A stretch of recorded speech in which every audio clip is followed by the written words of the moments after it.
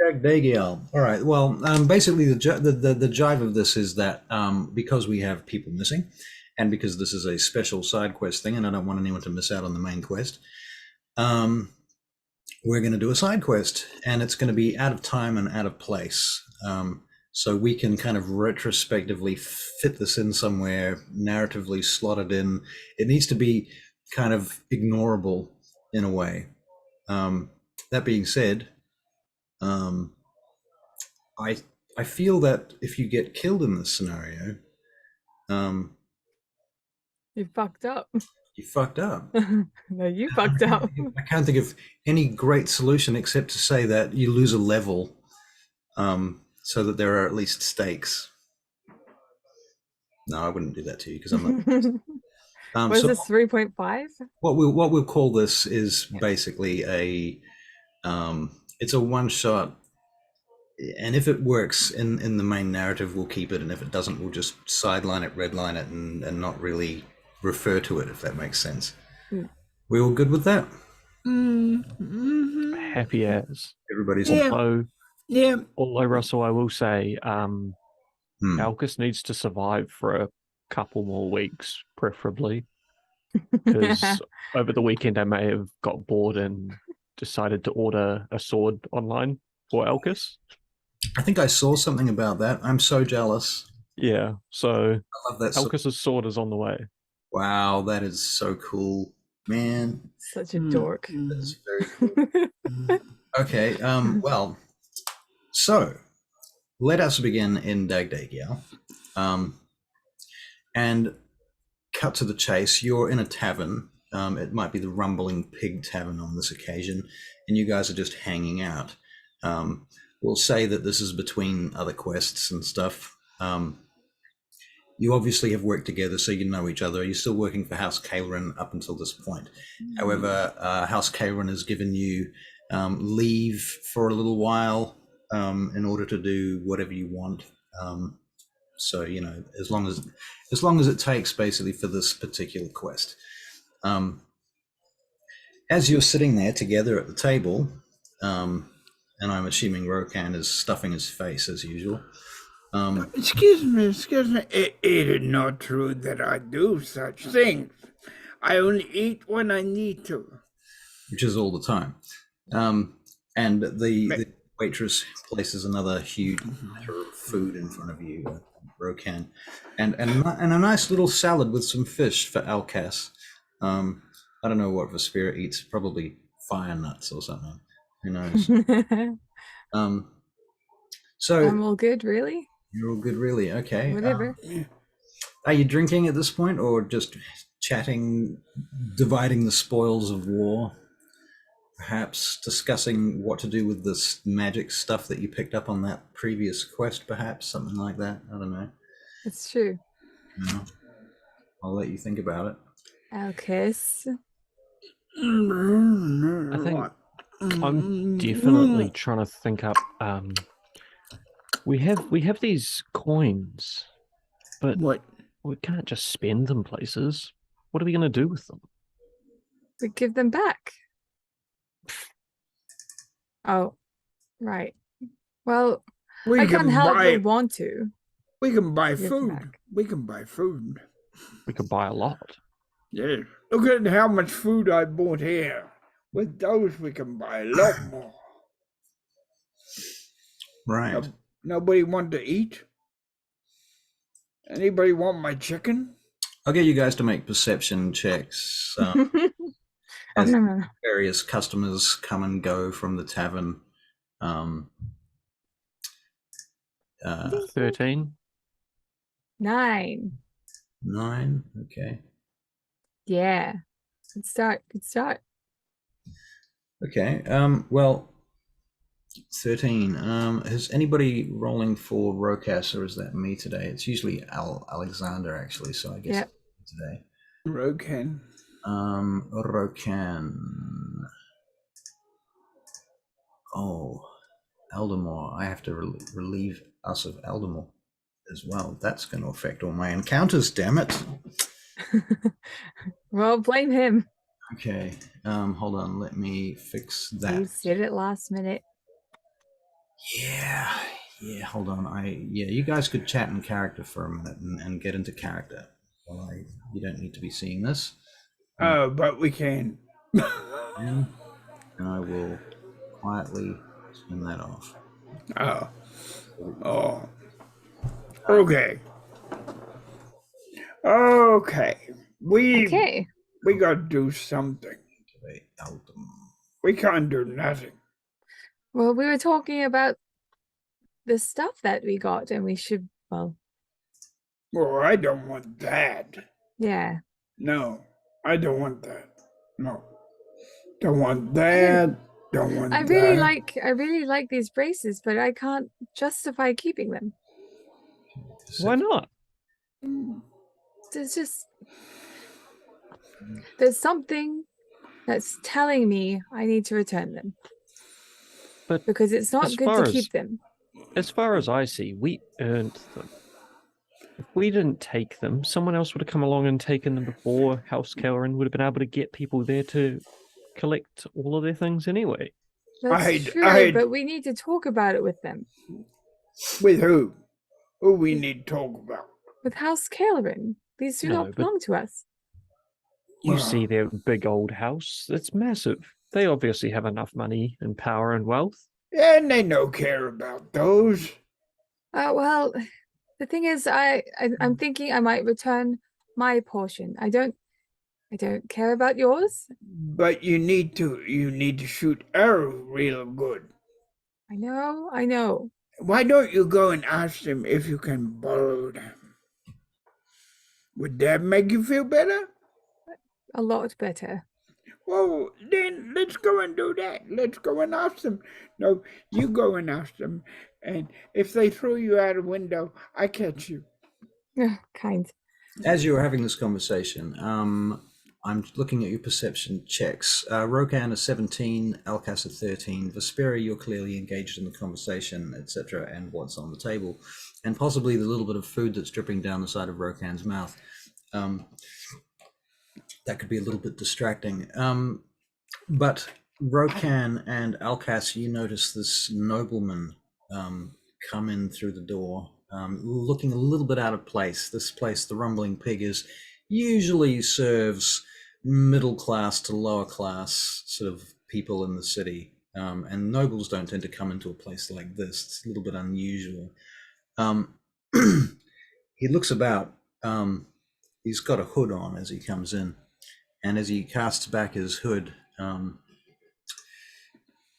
he looks around for you, or at you, and sees you, and then, having scanned the crowd, begins to move through the crowd towards your table. You see that in fact, can you make insight checks, both of you? Okay, I can. Okay, says Barry. 22. Okay, says Barry. I'll make an insight check. Insight for Barry is a natural 1. Better to get it out of the way now instead of in combat, so that's good. Rokan, he's coming to attack you. You think he looks like he's reaching under his jacket, under his cloak for something. Alkas, from your angle, you see that he reaches under his cloak indeed, but he does not go for the dagger or the short sword that is there. Instead, he is reaching for a pouch. A green pouch with embroidery, like golden thread embroidery in it, and it seems to be full of coin. Does Alkash notice that I'm reaching for my ex? With a 17 perception check, I feel that Alkash probably does. Vespera, you can make a perception check to see if you notice Rokan's reaction to whatever is going on behind you. 18. Yeah, I think you notice Rokan's pulling out his axe and possibly beginning to rise. Would that be a fair assumption, Rokan? Yep. This fellow gets to the table and stops. His hand comes away from his belt. Excuse me. I'm sorry to interrupt you all.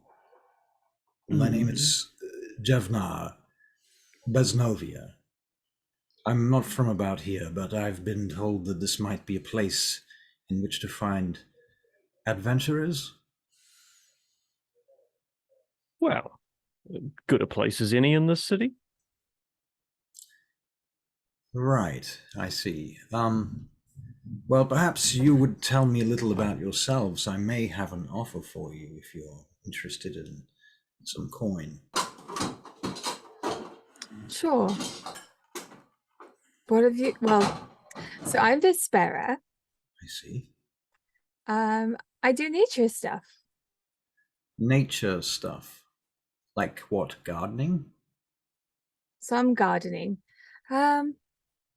I well, I've often gone by Wizard of the Forest. I think people respond to that. I see. Should I sit? May I sit at your table? Sure. Are you going to be okay, Rokan?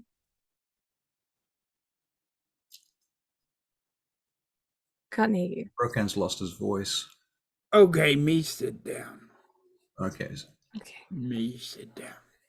This fellow Jevna Besnovia, he seems to relax a little bit now that you're sat down, and he takes his purse from his belt and puts it on the table, keeping a hand on it, holding it closed with his right hand. His left hand goes back to his belt where his dagger hilt sits, still sheathed. Well, you see, my niece, I sent her off to be with her mother after her father died. There's been no word for months, and I thought perhaps something had happened. I have a bad feeling, and I know that's not much to go upon, but perhaps I thought it would be best to pay someone like yourselves to go and have a look for me. I am presently engaged in business, and I am employed by the houses here in DAGDAGIEL. I am not from here myself. I come from Amprodius. I will pay for news of her welfare and perhaps even the return of her and her mother, if you would consider it. The girl's name is Ilarin. Ilarin. Oh, wait a minute. The girl's name is Annalise. The mother's name is Ilarin. Sorry. Right. I look at the others. Why was her mother not living with her and her father before this? He leans in and he says, I think perhaps you of all people might understand. She is half-elven. I don't understand. My mother lived with me and my father. I see. Well, forgive me then. Forgive my ignorance. There were reasons. She was not accepted among her kind, among her kin. And now you send her off to be accepted again? Well, now I ask to bring her back. I fear for her safety. I have not heard word from her mother or from her for many months. It's a long time. So whereabouts do you think they could be?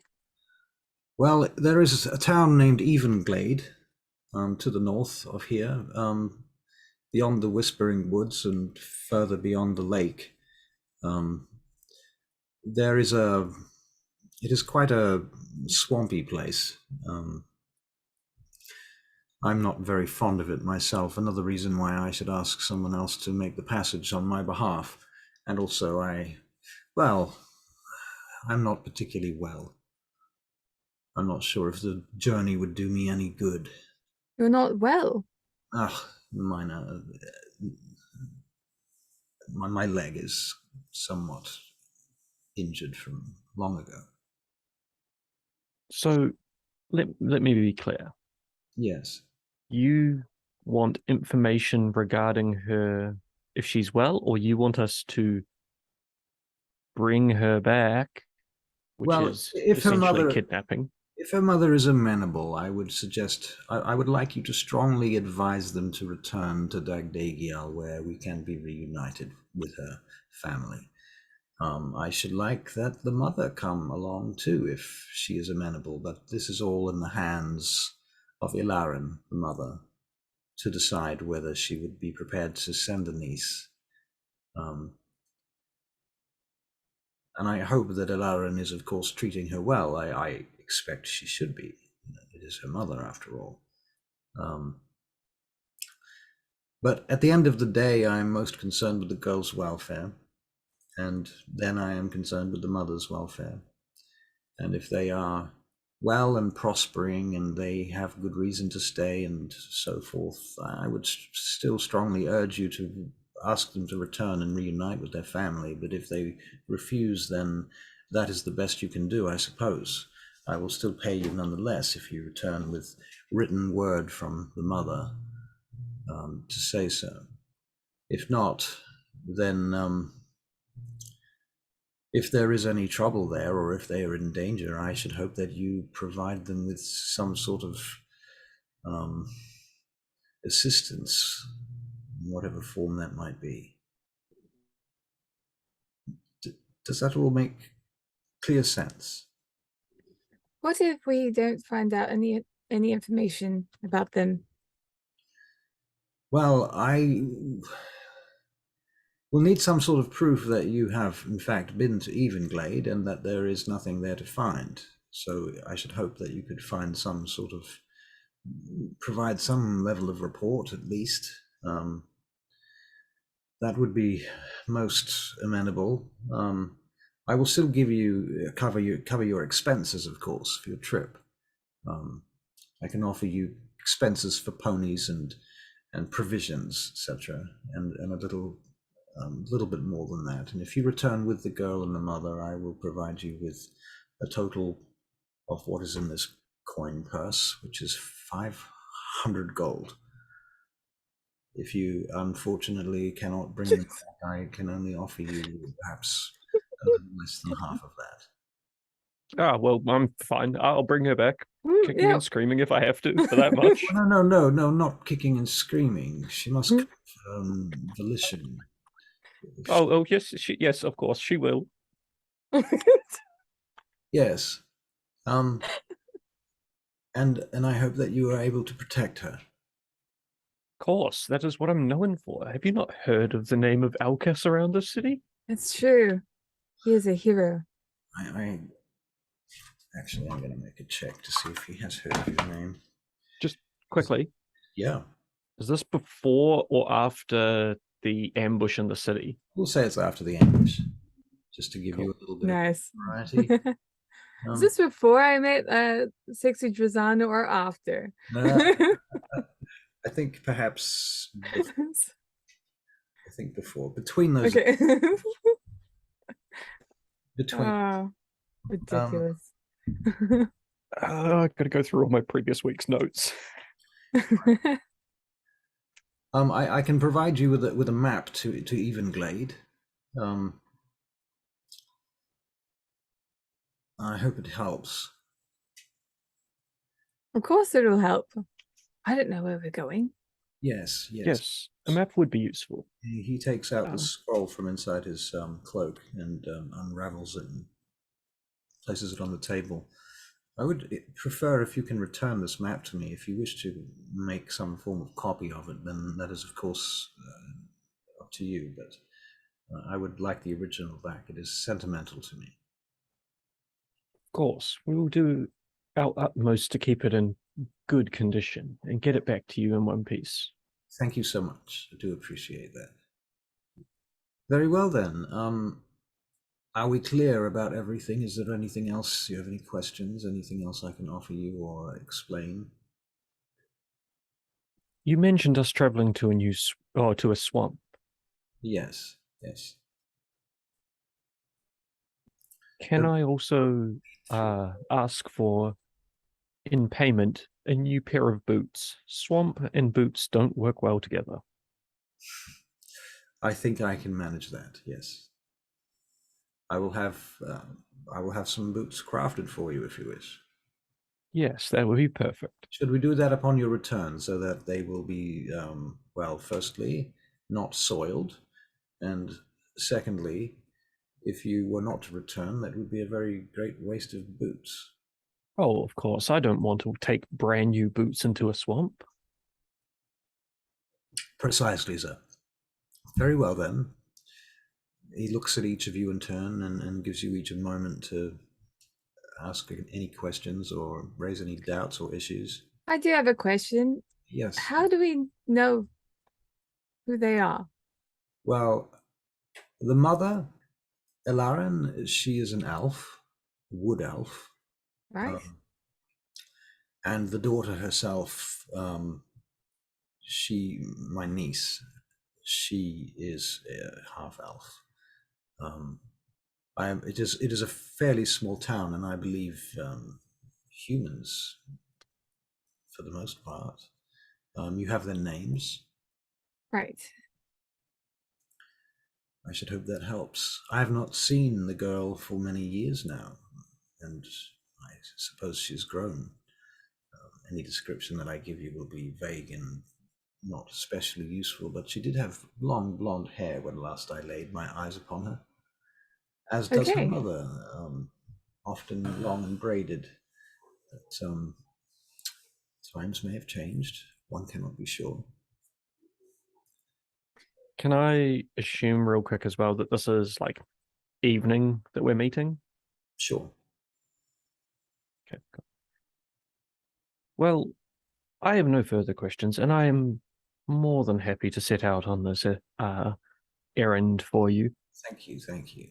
How about, where can we meet tomorrow morning and you have these ponies and supplies that you have talked about? Well, I can meet you here if you wish, outside the tavern on the green. I think that works. Works Yes. perfectly for me. It means I can keep drinking and don't have to travel far. Yes, I suppose it does. You can perhaps even hire a room here for the night to make things even simpler for you. The floor in the corner is fine with me. Well, I hope the tavern owner is amenable. Good night then, ladies, gentlemen. Good night. And he turns and wanders off through the crowd and heads out through the door. That's a lot of gold. That is ridiculous. We're kidnapping this girl, right? Well, probably not, but we'll do our best. I always try to do the right thing, but for that amount of gold, the wrong thing might have to be done. I'm sure we'll be able to coax her back here. Okay. Fine. Alkesh. Yes, my friend. Be good, please. Always. Okay. The thing seems to me that your bigger problem is to stop Rokan from eating the little girl on the way home. That's okay. We've got some ponies we can go through. I wasn't gonna say anything. Comes back and they're like, we don't know if she's an elf or not. She doesn't have any ears. Somebody cut them off. We're traveling with Mike Tyson here. Rokan's walking around with a couple of ears hanging on around his neck. Yeah, okay. Anyway. Me not know what happened. Okay. So, what do you do? What do you do? Well, Alcus is going to get drunk. Okay. Yes. Get drunk. All right. Vesperis is going to watch you because I'm not drunk Vespera yet. Okay. Fair enough. I mean, before that, I've just been told that I'm going to earn a portion of 500 gold. I'm spending that now on drinks before it's even earned. Right. Okay. It's going to be nuts. So the evening progresses, and there is some singing and dancing and bards and entertainment and food, and you can spend anywhere from a few silver to a few gold, depending on how sort of much extravagance you want to entertain in the circumstance. 2 gold for me. 2 gold. All right, fair enough. I think that in the grand scheme of things, we'll see how we go. What to think about that? How gold is going to work in relation to this and the fairness of it upon other players, but we shall see. All right, so Mm-mm. The evening passes. Where do you sleep? I think I'll get a room here. Get a room. I will get a room that hasn't got a bed big enough for me to lay in. Right. How Right. much is a room? Well, But yeah. how much is a room? That's a great question. I can tell you in about a moment. Fortunately, my DM screen has such things listed inside of it.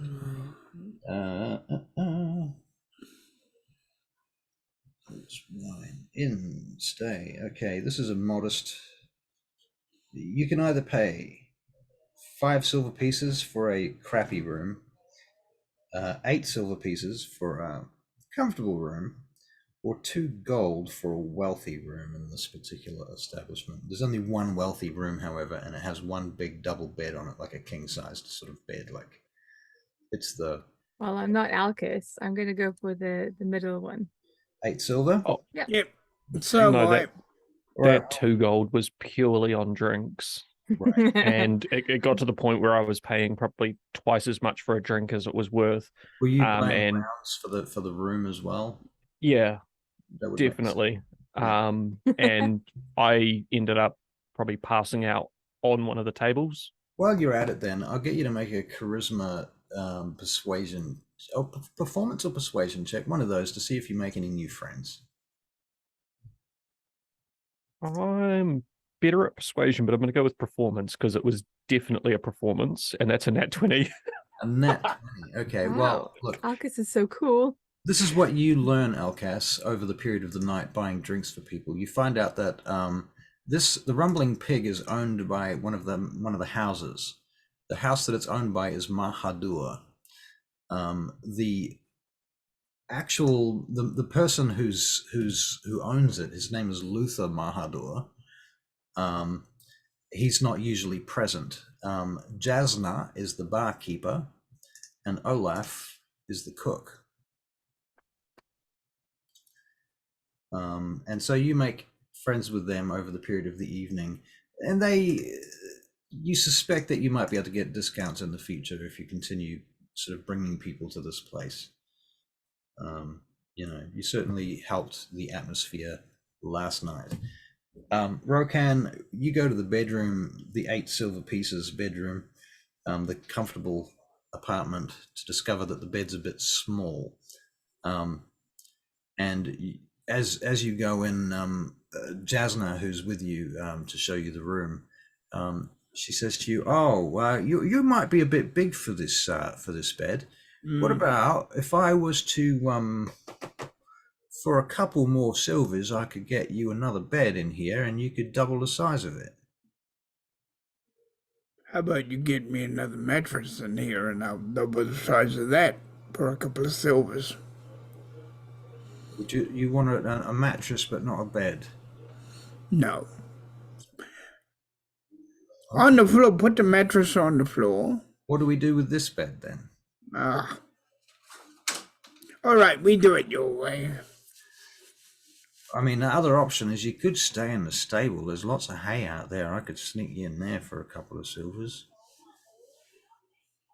Sound good to me. Sound like luxury to me. All right, then. We'll put you out in the stable. Yeah. You want to tell your friends where you are, or you don't think? I'll let my friends know. Very good. Okay, so long story short, you stay in the stable. You let your friends know. Alcas, you stay up all night drinking and partying, and then crash on the floor. I think I will dance the night away. All right, very good. You do so, and upon the morrow, it's very early in the morning, about seven bells. You hear the bells chiming in the distance, and you can hear the cook, Olaf, in the kitchen yelling at his apprentices and the waiting staff. You can smell the smells of sizzling bacon and other foods arising from the kitchen. Bread baking, that type of stuff, sizzling of eggs. And you are served breakfast that comes with your coin that you've already paid for. And after you have breakfast, it's not long after that. If you want to say anything to each other, of course you can. But after breakfast is served, your friend Javnar comes back into the tavern. He wanders in. He's got a young lady with him, standing just behind him. She seems to be his servant. And he looks about for you and sees you over at your table. And he comes across. He says, I have your horses and provisions. Thank you. Thank you. Yes. Yeah. Very good. Very good. All right. So, cutting a long story short, because I don't want to waste too much time, and I've never run this before, so we'll see whether or not it fits into the time slot allowed. I'm going to speed things up and get you on the road, and say that you take the horses and you begin traveling. Is that a fair assumption? Yes. Yes. Okay. So you travel. Come on, Alcus. Out of DAGDAGIEL, up beyond the necropolis, some way. You cross a very wide river following a heavy stone bridge that looks like it was made by human construction, actually.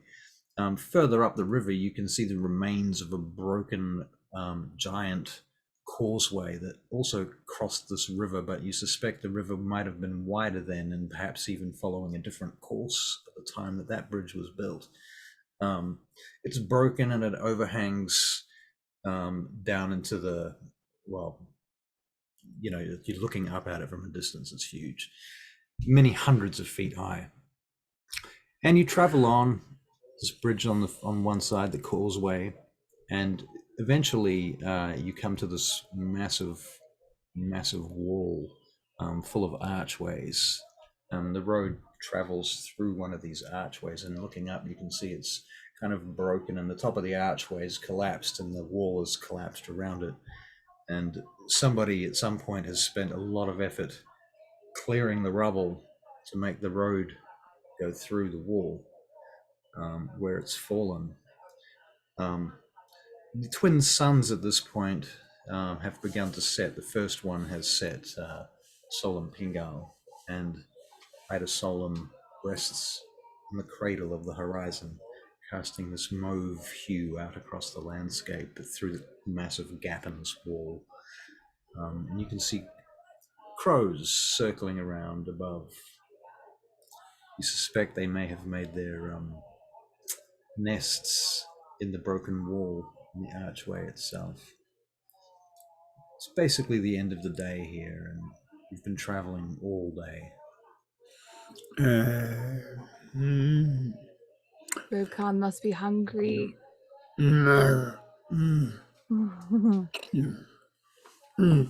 I think we should camp. Yes, I could use some rest. I'm still recovering from last night. Why you look pink? Pink? You look pink. That is just my skin color. You look green when we cross the bridge and you look at the water going backwards, forwards, backwards, forwards, backwards, forwards. Little bit green. Now you're looking green again. Oh. I'm going to start making some good berry. Yep, I'll make one. Oh, I'll give one for everyone.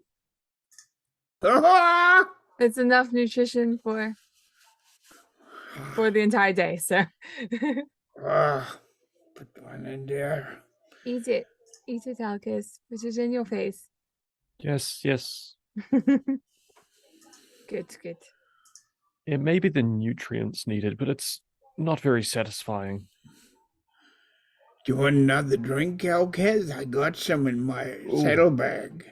No, I think I've drunk enough for at least this week. For this week. Well, I'm hungry. Who's cooking? Oh, right. Getting food. Which one of us can cook? I would say the Don't you dare.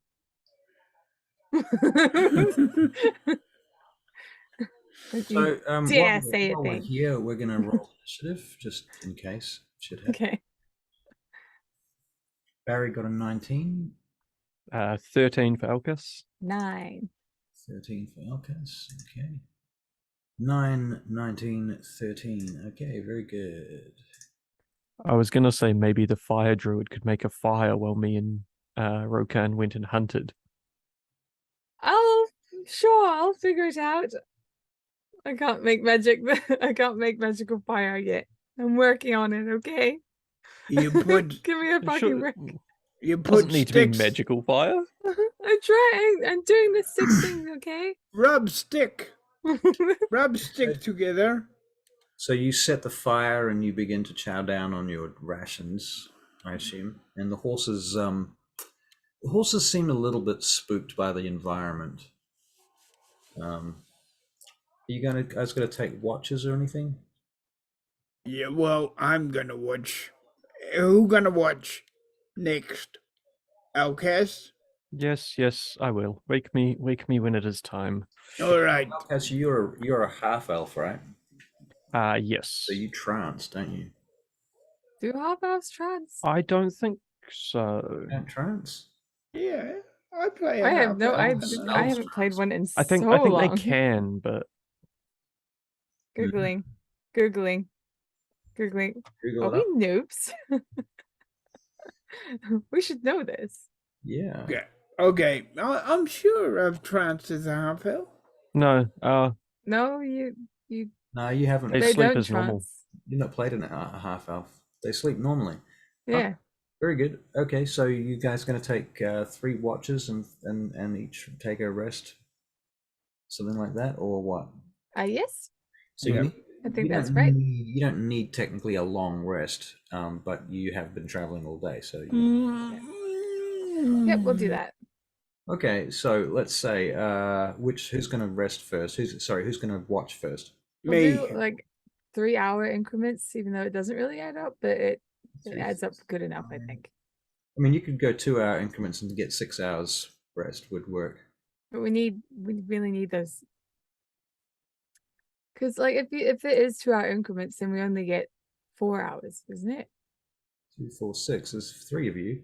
Yes. 2, 4. But who does? Yes, but each of us get 4 hours sleep. So Getting at right. Good point. so if we did 3 hours each, 3 hours each, right? Okay. we'd at least have more. You get 6 hours. We'd have 6. Yeah. Makes sense. Okay. So for 9 hours. Okay. So Rokan's going first, are you? Yep. Okay. So Rokan, I'm going to make a perception check for you.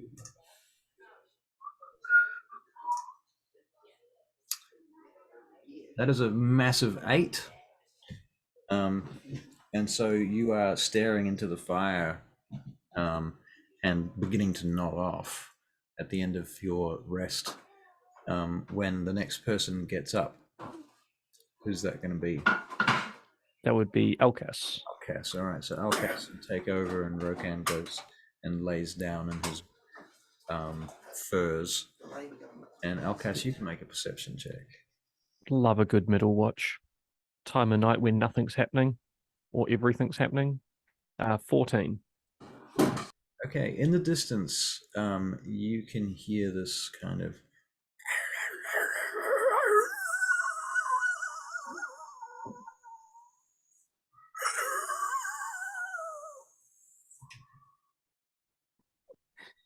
I think with that, Alcas probably moves away from the fire, stays on watch, but kind of steps into the darkness a bit, so he's not so obvious. Want to make a stealth check? 14 again. 14. All right. Very good. You are, as far as you're concerned, very stealthy. The other 2 continue to sleep. So you're in the darkness, in the gap in the wall. Would that make sense? Mm-hmm. Or yeah. Now the gap itself, the width of the wall when it was a wall, was about 40 feet thick. So are you on the DAGDAGIEL side of the wall, or on the other side of the wall, or are you somewhere in the middle of the wall? Closest to the camp, so I'd be probably like just outside of the campfire's sort of light in the darkness, watching the camp. And where is the camp itself? I mean, that's kind of what I need to know too. In fact, let's just pop me over to Roll20. Maybe it would be wise to have it in that entranceway. Yeah, I was going to say maybe like just tucked off just outside the entranceway, maybe, or maybe just inside, so it's like under a bit of cover. Yeah. Okay.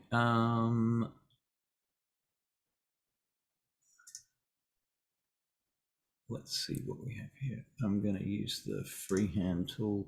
I'm going to bring you all over to here on the maps. You should be looking at a blank screen if you can see the map. Anybody that wants to share the map for Barry is welcome to. I'm going to use black. Okay, so the wall. How far is 40 feet? 5, 10, 15, 20, 25, 30, 35, 40. Okay. He's drawing a battle map. This is it. 10, 15, 20, 25, 30,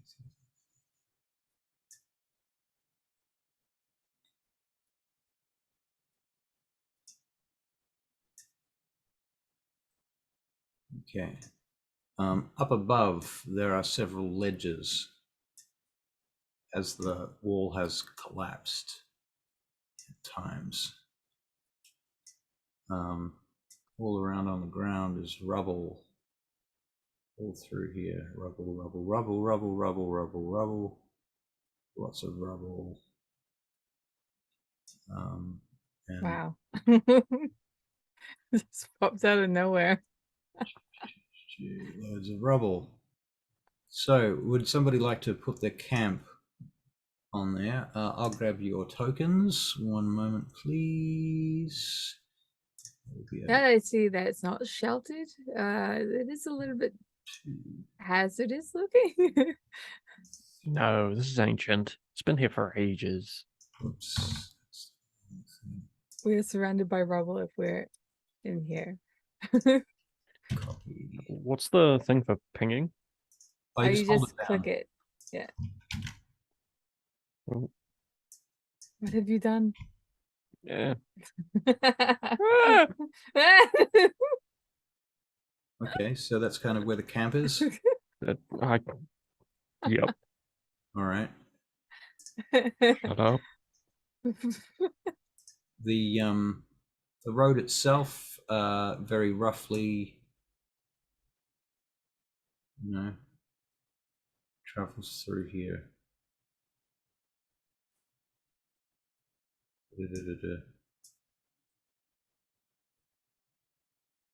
It's as wide as it. Wow.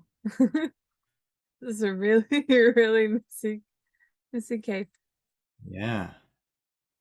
You can see I really prepped this one. Yeah. Okay, cool. So there's your road. That's your camp on the side of the road. Okay, it's got a little smiley face in it. Cool. It's just the faces and the fire. All right. So basically, the fire has. Let me see.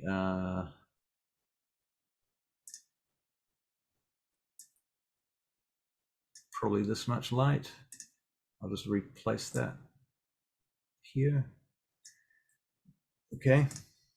Yeah. Whereabouts? Okay. That's when I move your tokens to where you're sleeping. Is there enough rubble for Alcus to move to about here?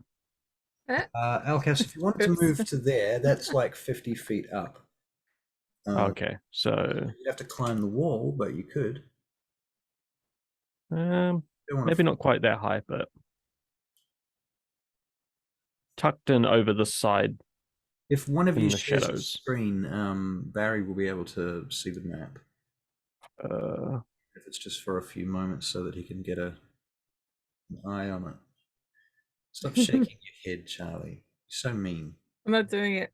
I don't want you guys to see all the tabs of porn I have, so. Right, right. Damn it. Is that work? Yep. We can see. We would Can be you see the whole impressed. thing, or? Yeah. Oh no, just that. If you Yeah, zoom- cool. Can you zoom it out a little bit so Barry can see the wall and this, how big it is? Yeah. Cool. And then unclick your token. Ooh. Sorry, I've only got a laptop screen, so I'm moving things around a bit. Yeah. No, Right. Can you see So it, Barry? wall, Yeah. and then road through the middle. Yeah. Yes, indeed.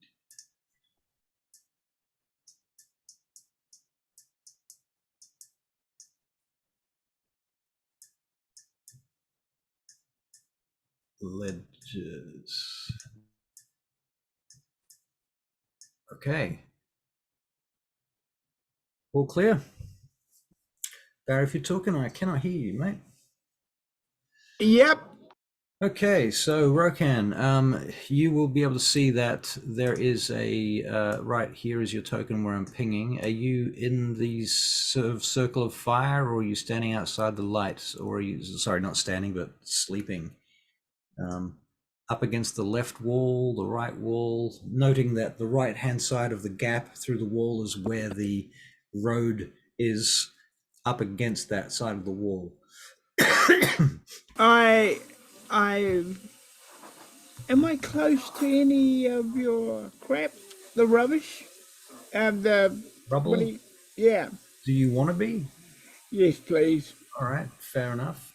Do you want to be, but close to the campfire as well, but not in the light? Yeah, like that. Okay, and are you close to the entrance to the gap or the exit to the gap, or Entrance. put you back over here? Entrance to the gap. All right, in fact, maybe here is good. Okay, cool. And Vespera, you're sleeping inside the firelight, yeah? Yeah. Okay, I'll move Theo down so we don't think that he's there when he's not. Yeah. Okay, good. All right, so Alcas, you're up there, are you? And the sound that you're hearing is coming from somewhere up this direction. Okay. Yep. I'm just kind of trying to look down through the shadows with my dark vision to see if there's any movement down the corridor between the walls. Would you like to make a perception check? 16. 16. You hear scraping noises coming from up this direction still, approaching from that side of the place. You suspect whatever is there is not especially being particularly stealthy right now. Yeah.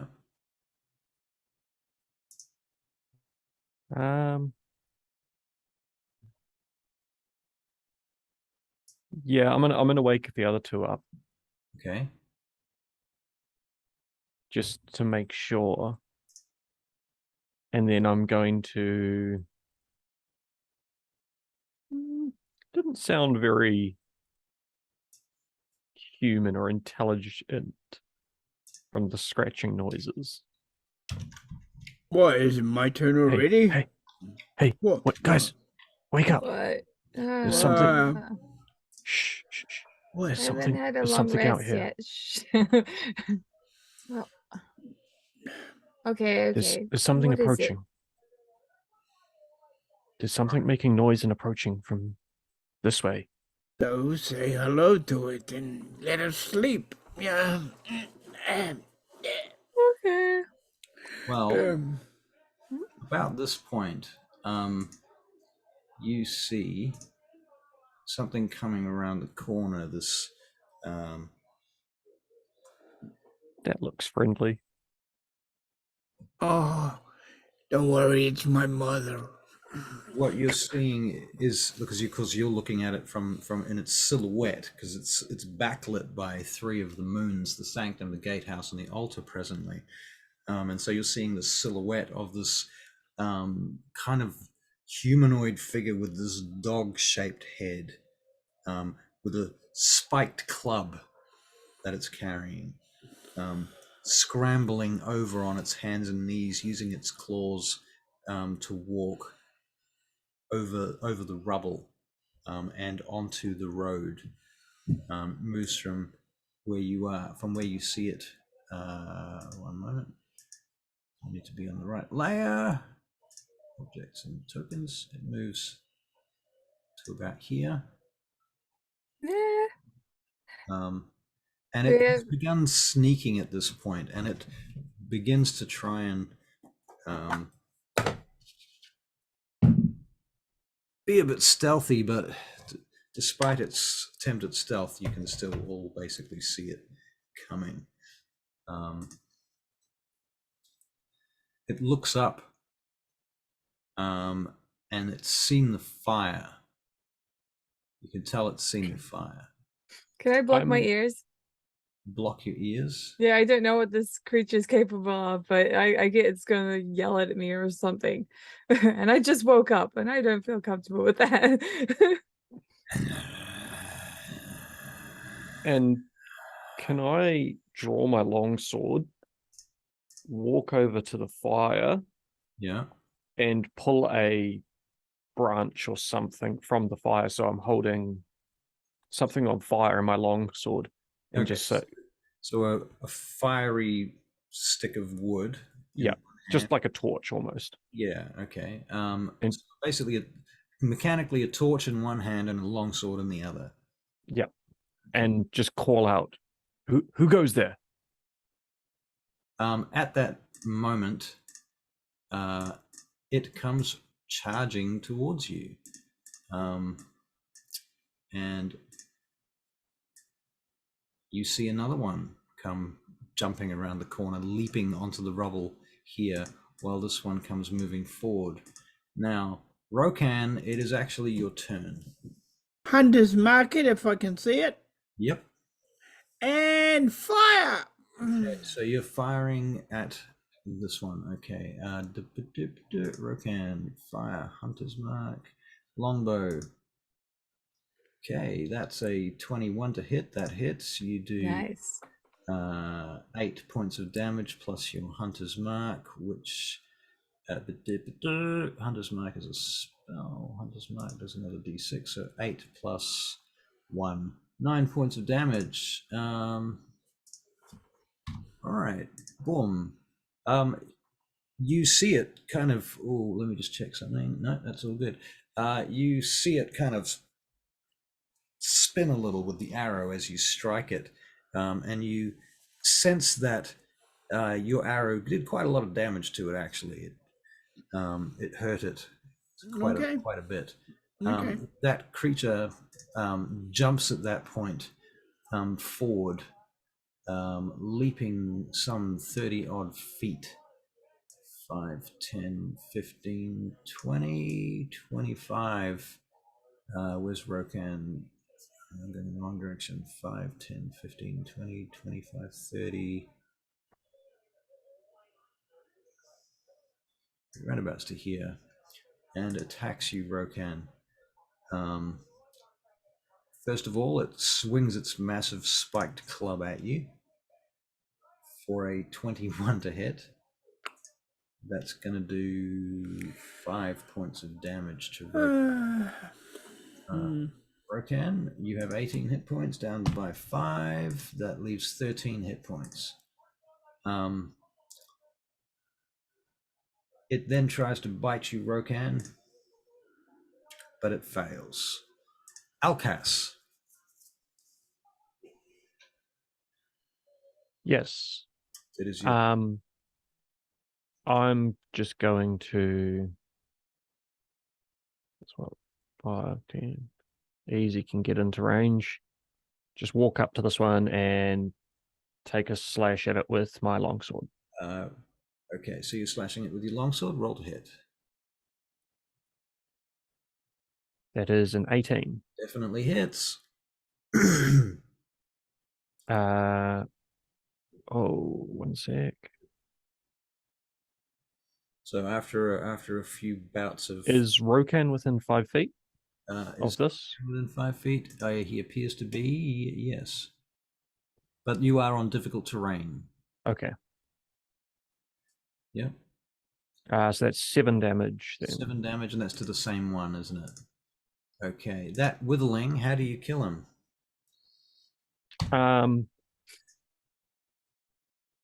I'd say as he reaches out to like slash at Rokan with a claw, just come straight down, take a hand off, and then just back up into the chest, baseball bat style, to just knock him over, cracking at his rib cage.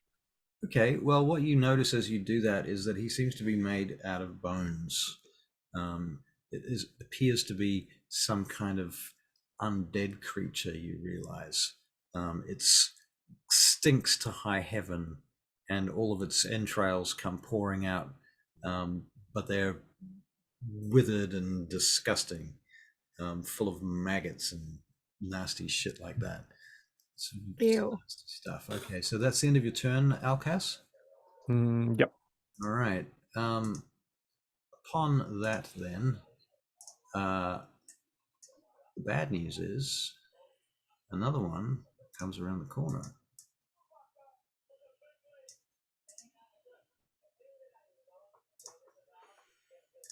Okay. And the one that's there already moves his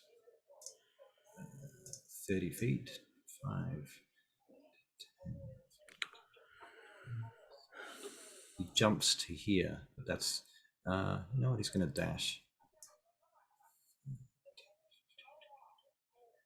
He dashes into the firelight towards Vespera. Okay, but he doesn't have any actions after that.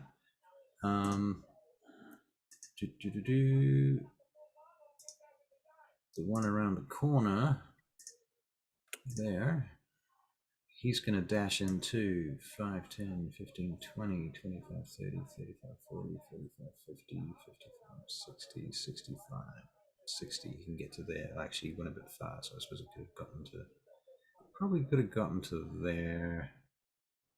Put him there. Okay. That's his turn. Vespera, 'tis your turn. Great. Okay. I'm going to use my bonus action now to bring out Theo. She'll remain as a on my back. That's where she'll emerge from my back tattoo. And then just sit on my back.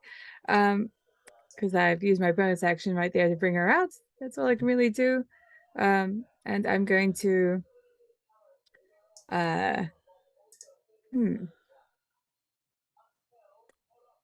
So, do I have to, seeing as it takes a bonus action to shift to ask her to do something, could I instead use my action to do that? No. Okay, sweet. I just need to know.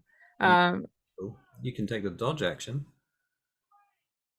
This is so boring. And yeah, it gives everybody a disadvantage to hit you, so there's that. True. I think I'll just club this dude with my staff. All right.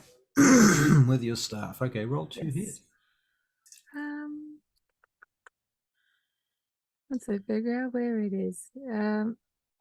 Actions. Where's staff?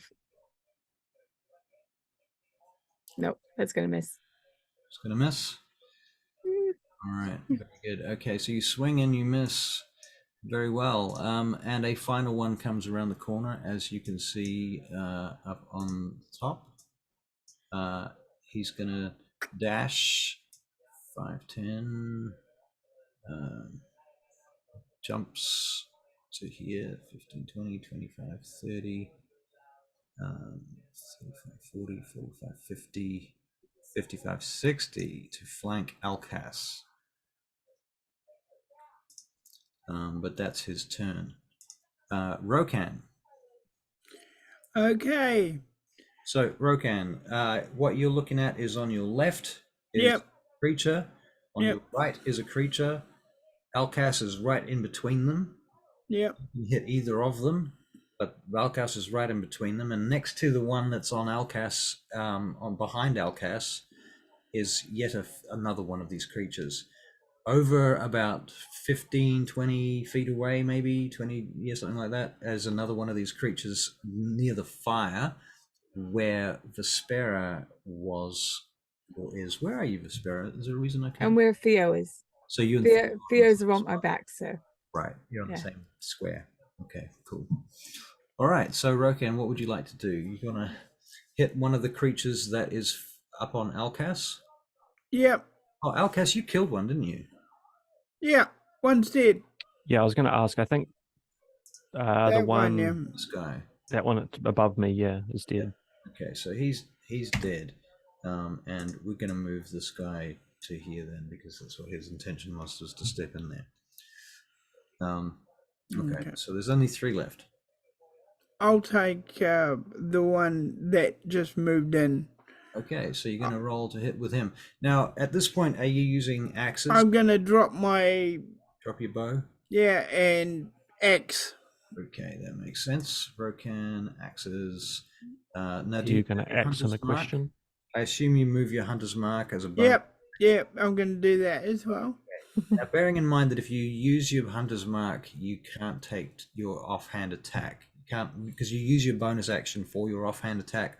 Yep. In this case, using it for hunter's mark. So you only get 1 attack this turn. Okay. Okay, so that is a 16, which hits, and you roll max damage, 9 damage. Yep. And you destroy it. Okay. Shattering it to pieces. Okay. All right, cool. Be more happy about that. Now I'm concentrating. Be more active. All right. That You goes shattered him. Do some attacks. Alcas, it's your turn. This one's down. You're no longer flanked. Alcas. Rokan within 5 feet of this other one? Yes. Cool. I'm going to go for a swing with my longsword then, just to try to take this one out. They've been pretty weak so far. That is a 19 to hit. That hits. And then it will be 6 damage, but since 5 feet of Rokan, sneak attack. Yep. So that's 6 plus another 6, so 12 damage. You kill him. Very well. And then from there, I'm going to 5, 10, 15, 20. Should easily be able to get in there. Get right up into this one's face. Okay, so that's your movement, and you've used your action and your bonus action, right? Not my bonus action, but I'm not going to use anything. Okay, cool. All right, that's the end of your turn, yeah? Okay, Vespera. I thought the dude in front of me has a turn first. No, the dude in front of you is dead. Well, one of them is dead. I might have confused which one is on my initiative order. So it doesn't matter. You're going first. Okay. Well, in that case, I'm going to try and hit him again. All right. Just a normal attack once I figure out where it is. Nice. Okay. Yeah, sweet. Yep. So a 6. Sorry, 5. So ridiculous. Yeah. 6 And then with my bonus action, I'm going to have Theo teleport me away. Okay. 15 feet somewhere. Well, I think there is fine. And it will do damage to this dude, so he has to make a save of some sort. Where are you? Dex save. Was it a dex save? No. Been a while. I don't know. Yeah, dex save. DC 13. DC 13. What was the range on the damage? It's 5. You're Okay, fine. cool. Yeah. He fails his dex save. Excellent. Well, my friend, please take 2d6. Oop. So take another 6 points. Okay, he bursts into flame and burns up and collapses in a heap of bones and Hessian sackcloth next to the fireplace. His club falls to the ground. Dump. All right. You find nothing of value on them, unfortunately. They seem to be some kind of undead constructs. But if you want to make a nature check, anybody? Sure. I'll do that. Kabunk, kabunk, kabunk. Is that a natural 20, I see? 20, okay. Don't worry, I know what they are. Right. Too good. I'm a nature nerd. Right. They have hyena skulls, you notice. Oh. They have skulls like hyenas. Yep. Is this their actual undead skull, or are they wearing a hyena skull? That is their actual skull. Damn it, I know what they are. I know what they are. They were in Baldur's Gate, the game. Well, you can just forget about that because Vespera doesn't know. With the natural 20? I think she's played that game. You were rolling to identify the animal. Otherwise, because this is a monstrosity or something else. That's why you were rolling nature. Right. Just to identify that they were hyena skulls. Anyway, so thusly, the rest of the evening passes without any particular incident, and the following morning you get up and go about your business. I would have hugged Theo while I went to sleep. Before I go to sleep, though, I would like to use up my remaining spell slots to create some good berries. Okay. Rokan took a hit in that hole. Oh, okay, sweet. Well, I mean, we're going to sleep anyway, so we have to rest all over again. Yeah.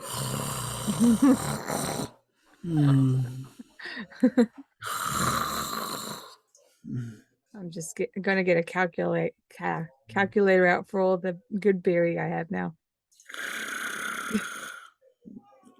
27. Okay. Sweet. Put them in a little sack.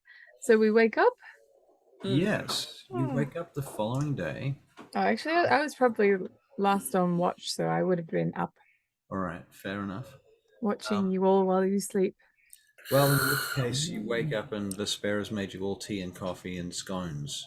I made you a good berry. Right. Here you are. One for you. I will get an initiative check. I'm gonna put my good berry in my meal. In your meal. Oh, I love that. 18. Fair enough. Okay, cool. 22. 22. Excellent. Got those. Cool bananas.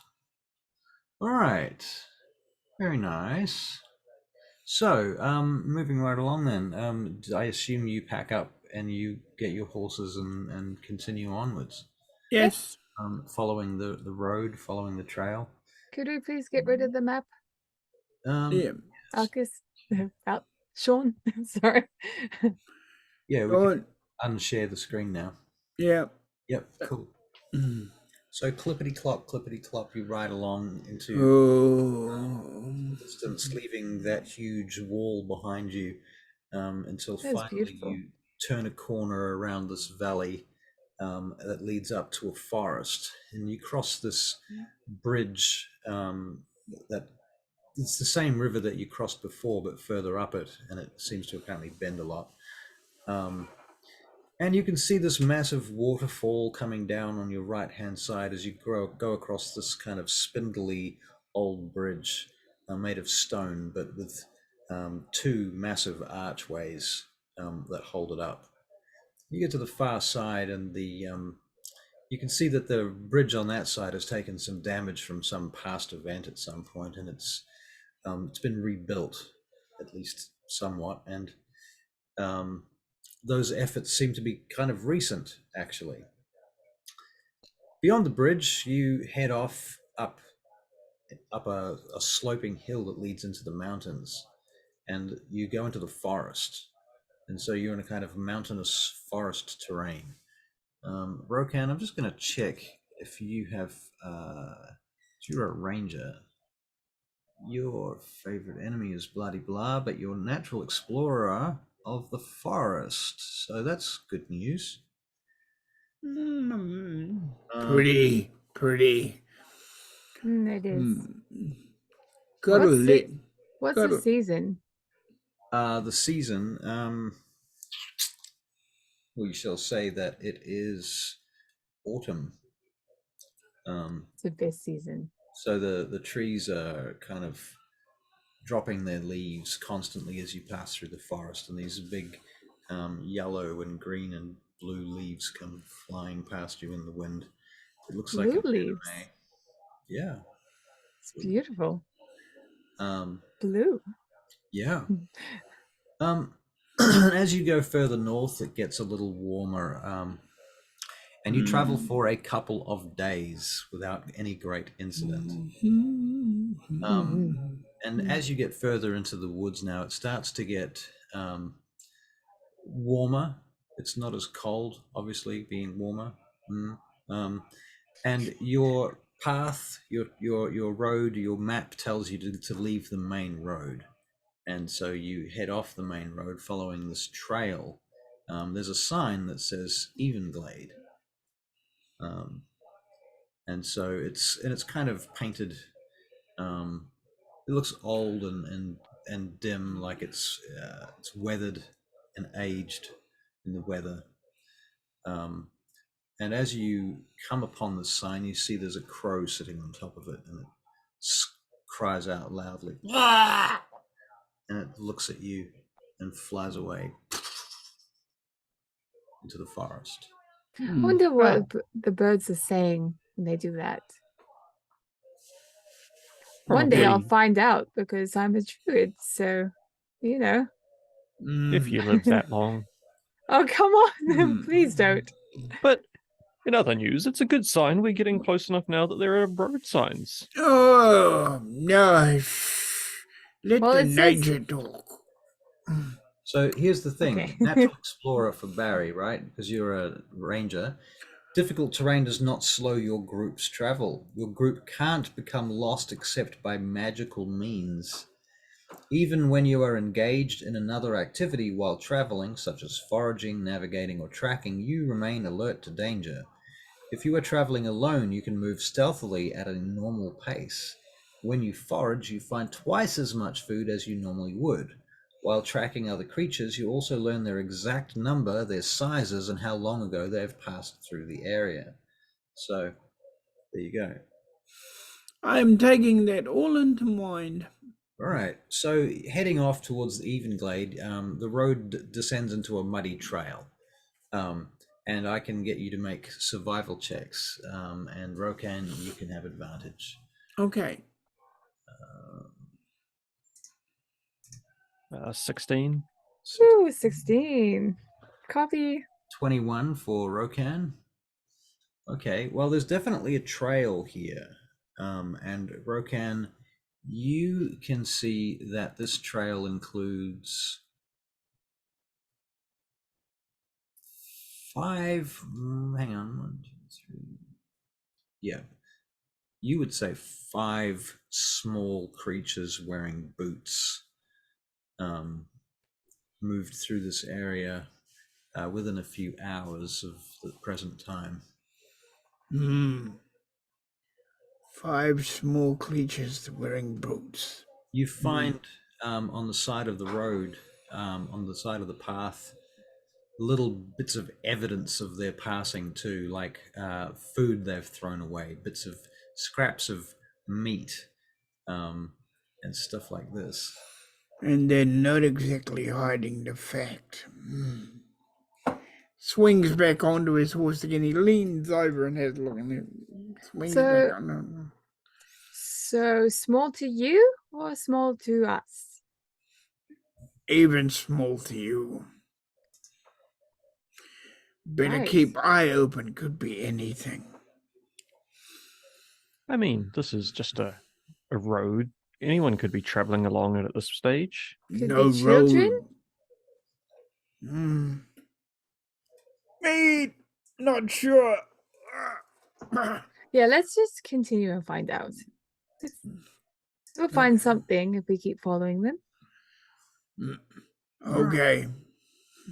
Well, eventually the road comes out at the top of this valley, and looking down, you can see smoke coming from the middle of the valley, and you can see the peak of a couple of silos popping out above the trees, and a little bit of farmland around in the marshes below. The road travels down into the valley and enters this marshy, swampy area. And it begins to get very muddy and very slow. Out of game, this reminds me of like the never-ending story part where our horses will just sink into the mud and we'll be like, no. Well, no, there is actually a road, so you're not going okay, cool. marsh, literally through on a pathway, and it is cobbled, but it's cold and dodgy, and on either side of it, it slopes away into the marsh. The trees around you are quite dense as you continue forward, and you can make perception checks. Ooh. I think my horse is struggling and slipping over because that's a nat 1. Oh. Well, it's a perception check. Rokan perception. Yeah, but I'm having to pay attention to the horse to keep it on the path because it's sliding. It's drifting. That's what you're distracted about. Okay. Rokan of 15. Okay, so what do we get there? 15 to 23 for Vespera. Okay, Rokan, you see something up ahead, roundabouts, and you see that the trail of little feet are going in that direction, basically. And all 4 of the 5 of these creatures continue down the path, but one of them has stopped. One of them has left the trail and has gone off to the left-hand side of the road into the trees.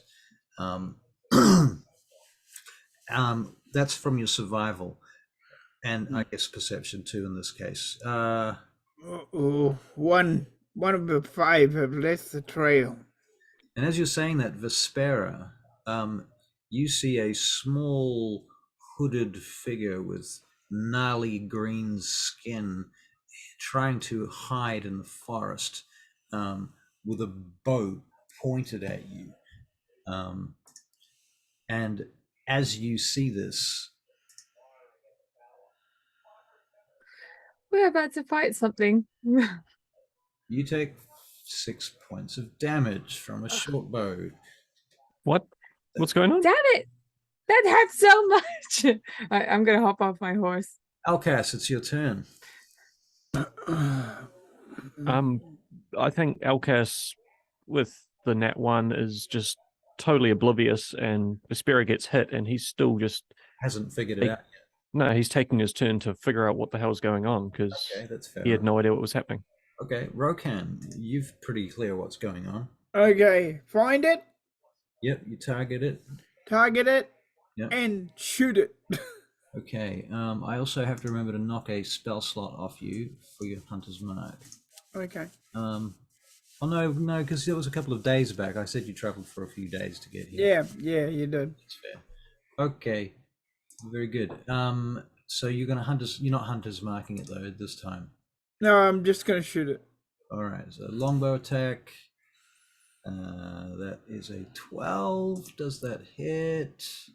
Sadly, this creature you believe to be a goblin raises its shield and takes the arrow, knocking it aside. And then it picks up its short bow again and tries to get ready for another attack. Vespera, it's your turn. Sorry, how far is this? About 40 feet into the forest. Okay. I'm gonna get out the bow, short bow. I'm going to take a shot, and then I'm gonna find some cover after that. All right. Roll to hit. Find a tree. Are you short bow? No, not that time. And that's all I will do. I'll just be behind a tree. All right. So you get off your horse to get behind a tree, or are you going to ride your horse off the path into the mud to get behind a tree? I'm abandoning. Yeah, I said I hopped off the horse. I think I'll probably just drag it over to a tree. Okay. I'll be behind the tree. The horse I'm not sure about. So. All right. So you're taking full cover behind the tree. Okay, so all right, cool. Very good, very good. Alcas, it's your turn now. You might have started to figure out what's going on at this point. But you certainly notice that Vespera has moved off the trail. You can see Rokan firing into the forest. You heard a thud of some like a sound from Rokan's bow, which he loosed not far from you. So you probably get some impression of an attack and a direction, and the fact that Vespera is taking cover quickly. Yep. I will dismount and draw my longsword and just stand on the side of the road, arms out, just like, come and fight me. Don't hide in those trees. Okay, is that your turn?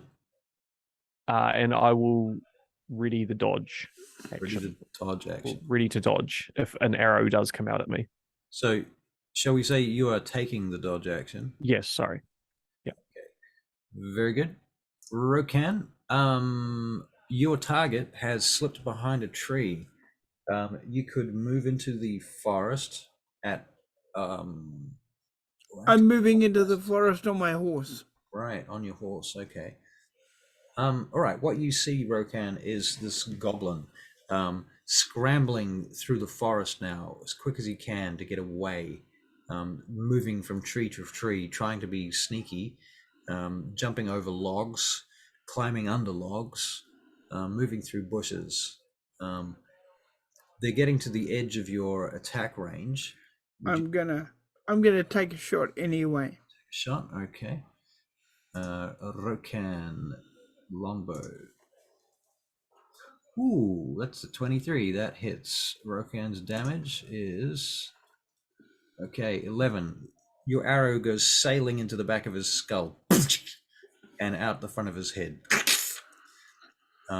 He collapses into the mud. Okay. Vespa, are you okay? Vespera, and I hurt a little. Have a berry. I hear they're good for you. Yeah, could definitely do some. I will. I guess when the coast is clear, I'll hop back on the horse and just have the amount of berries I need. Okay. The amount of berries that you need, and that brings you back to full, I suppose. Yep. Okay. 6. So. All right. Yeah. Cool bananas. Right. Minus so 6. Continuing down the pathway, the road leads down into the muck, and the forest begins to open up, and you can see that there is a heavy stream, perhaps a river, winding through this fairly wide flat valley in the middle of it, and between here and there you can see several buildings that look like farmhouses, little patches of farms that sit amongst the mud, just a few feet above the water level. Everything seems to be connected by planks, wooden planks, and occasionally even wooden bridges connecting everything. People have laid wooden planks down on the mud, and so everything's just muck that you can see. You see a couple of farm animals laying down on their sides behind the fences in the farm area, and smoke comes billowing from one of the bigger buildings in the middle of this hamlet. Perhaps we should go there. Yes, that sounds like a good idea. Me think so too. Ha. We will head that way. I'm glad with all this muck and mud I arranged for new boots when we get back. Why not be like me and not wear boots? Quite so. Good for toes. Not quite as tough as you, my friend. No, it would hurt so much. Oh, you get used to it after a while. I want some boots made of salamander. You'll Fire resistant. free the turtles, but kill the salamanders. They Anyway, I think the approaching turtles were, they're cute, and the salamanders, they hurt the environment. Okay, so as you get to the edge of the forest now, the road has come down onto the flat, and it's opened out into a big wide space in front of you, and you can now see the whole town on a flat plain. You can see the river, you can see the bridge sort of hopping over the river on a very gentle sort of slope. It's a stone bridge. It's about 30 feet wide, or 30 feet from one side of the river to the other on that bridge. You can see a couple of shacks. Now you're seeing that some of them look like they've been raided. Doors have been smashed open. You can see... That's not good. You can see tracks and trails in the mud too around them. And there are no farm animals that have been left alive. Hello? That's not good.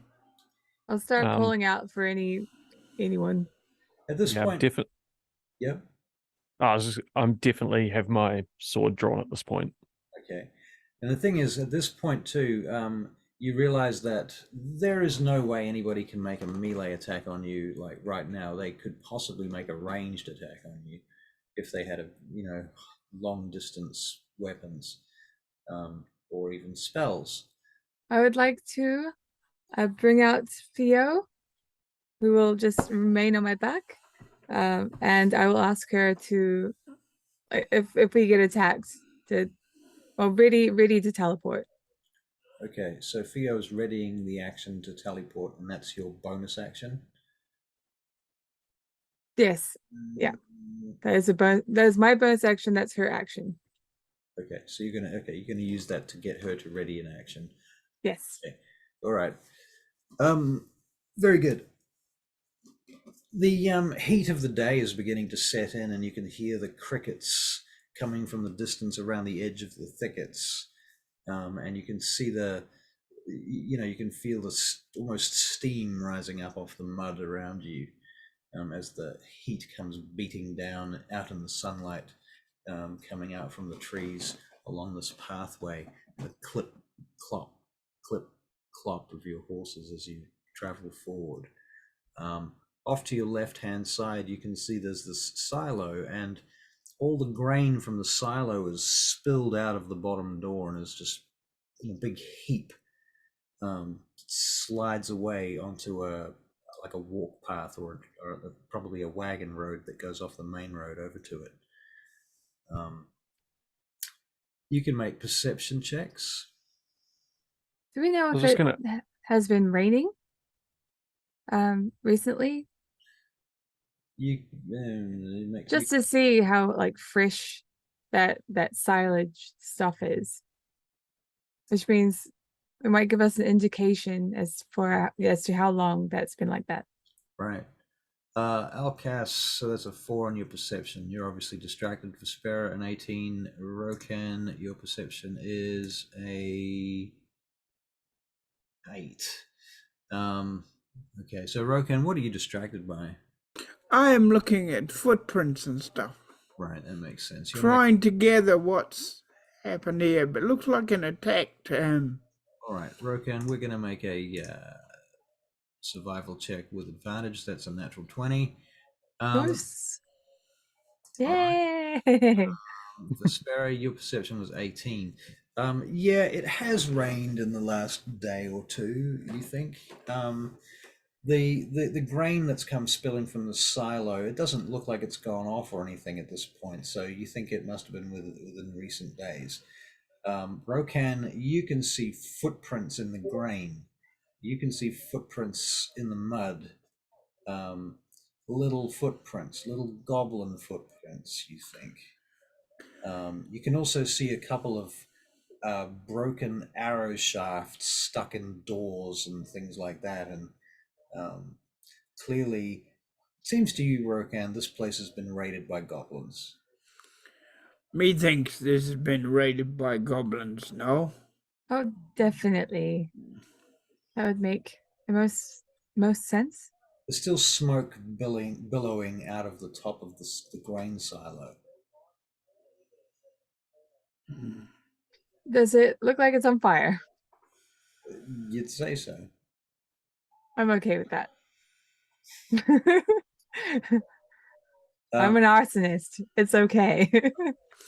Oh, if it was if it was in this world, we'd have popcorn. Right. Hell yeah. It's a popcorn machine. You may well be hearing the crackling and popping of the grain inside the silo. Sorry. Does anyone see any signs of life around? Like, I don't see anyone. I see you. Plenty of signs of death, dead cattle. That's no true. signs of life. I don't see any dead bodies necessarily, though. That's getting to buzz, yeah. Good sign. We potentially, chances are they're just taking them hostage or captive. They'll probably eat them, right? Well, that seems standard. That's what our Rokan here would do. Pardon me. I would not eat them. I would base them first, and then then I would maybe. We really need to hurry this along if that's the case. I'm surely they can't eat more than a couple at a time, but human flesh like bacon, really. We really might be on a bit of a crunch here. Okay, well, maybe someone survived. Hello, anyone? Is there anyone here? Perception checks, please. New perception checks. Can we also make like a check to figure out whereabouts goblins sort of hole up? Well, I mean, this is a village. There's like a bunch of buildings you could look inside.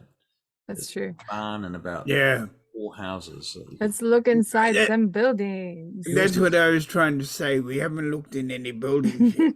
Further off the road, over to one side on the right, there is a shrine that Alkas, you will identify as being a shrine to the Seldarine, the elven gods. Well, that one didn't work. Not yet. But that's, I mean, you never know. That might be why we're here. Yeah, the gods work in mysterious ways. They might have sent us here. Okay, so your latest perception checks. Rokan, this time you rolled a natural 1. So oh my goodness. Very busy talking to these. I'm busy saying that one didn't work. Alkas rolled an 8, so he's busy talking to you. And Vespera, who's not really paying attention to either of you two dumb fuckers, she got a 14, and so Vespera, you think you see some tiny bit of movement through the grass, long grass, on the other side of the bridge that crosses the river. Okay, how far is that? Oh, maybe 200 feet from where you are. I think that way. Follow me. Let's be sneaky. See a bunch of little figures moving parallel to the river through the grass towards the edge of the bridge. God damn, goblins are so cute. They don't even realize. Come on, we'll follow the new ranger. Come on, let's go. I'm not the ranger, although no, I'm not a ranger. Right. So stealth. I'll lead the way in stealth as well. Yeah. Okay, so you guys are going to stealth towards this place, towards the river, and you're going to leave the road to do. I'm going to notch an arrow. Notch it. Do with your horses. We will tie them up somewhere. You could tie them to the burning barn. Oh yeah. Of course we'll do that. Yeah. We're all that thick. I don't think horse steaks go with popcorn that well. We'll tie them close to the. Is there like a stream or something, somewhere where they can eat and they can drink water, because we probably haven't given them water in a while. Tell you what, you can make a survival check to see if you can find a spot to do that. Okay. Oh yeah. Nice. Oh yeah. You I find know a where to nice go. little spot where there's a water is flowing through the marsh, basically next to the croplands there, where it's been irrigated slightly, and there's this stream of flowing water coming through the mud, and there's a few old fence posts in the mud that have been driven in, and you're able to tie the horses up. It's also kind of shady. There's a tree there to give them a little bit of shade as well. You'll love it here. Artax. Artax. You've been watching Neverending Story, haven't you? No, but I did. it's probably going to happen. I did watch Neverending Story about 6 weeks ago, actually, That's disgusting. for the second time. I saw Okay. it many times, but I was showing Helen. Okay, good. Okay, so stealthing. Yep. Let's go. So let's get stealth checks. Oh, too easy. Yeah, it's a pretty easy one. Okay, Rokan, that's a 13. Okay. I'm glad Aldalmador is not here because he was sucking up all the 20s. There was none for anyone else. Right. How does he do that? Hacks. Just some people are just lucky, I guess. I guess. Ridiculous. Right. As you start sneaking up towards the riverside, how close are you to each other? Well, I want them to be 5 feet, to be honest, because I have a handy teleportation device strapped to my back, like a backpack. I see. With Elkis's like high roll there, I probably am stealthing up right next to you as well. Nice. And I am trying to stealth next to you both. Okay, so you're quite close together then? Yeah. Yes. You're very, very quiet. Okay. Sounds reasonable. Okay. Just give me a minute. I'm drawing you up a map. Sounds reasonable, and comes like a spell that hits the area. Yeah. Ooh. Green.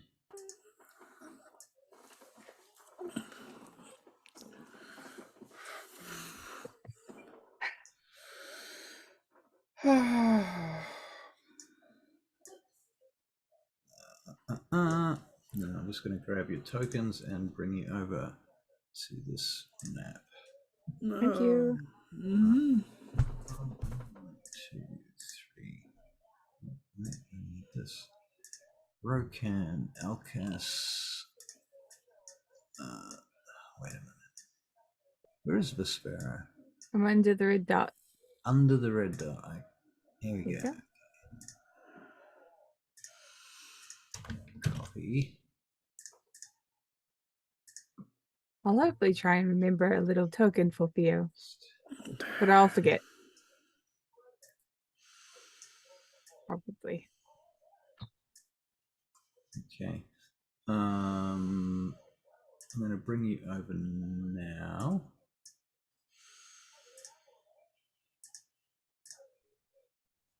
If you want to share up the screen for a minute, that might be helpful.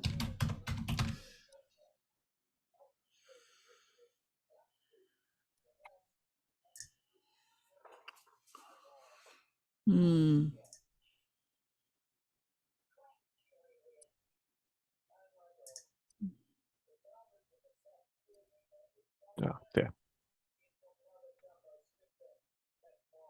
Okay, I got it. Okay.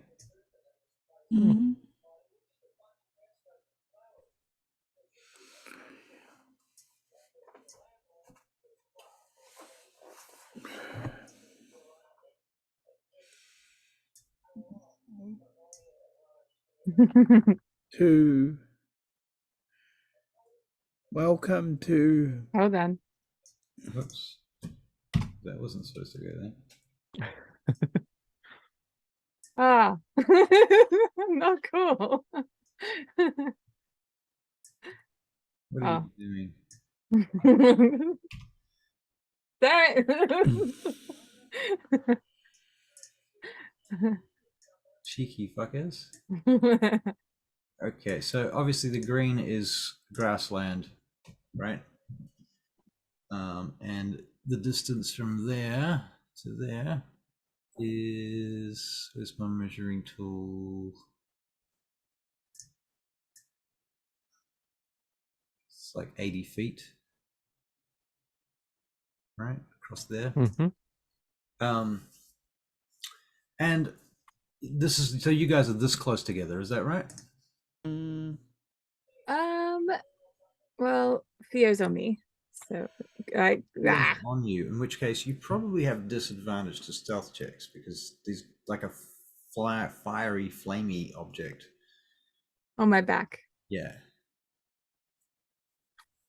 Like that would kind of stand. It's worth it. It's freaking worth it. Let's go. Okay. It's fine. All right. So it's 22 or 18 and 19. We're going to number these guys from left to right. 1. So that's 1, 2, 2, 3, 3. Okay, you get the gist. Yeah. Okay. Unless they move around and then we lose it. Yeah. In fact, I'm not going to fuck around too much. Okay, so Alcas, it's your turn.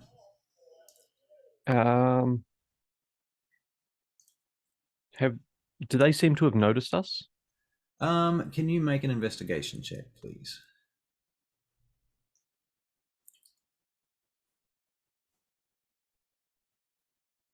That is a 12. It's hard to tell. It's hard to tell. What you will notice is that one of them has a horn. Fuck yeah.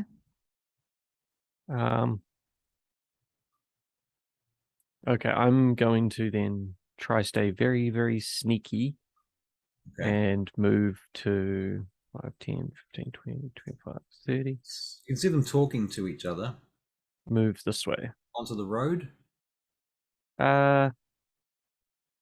Maybe just off the road. Just off the road, okay.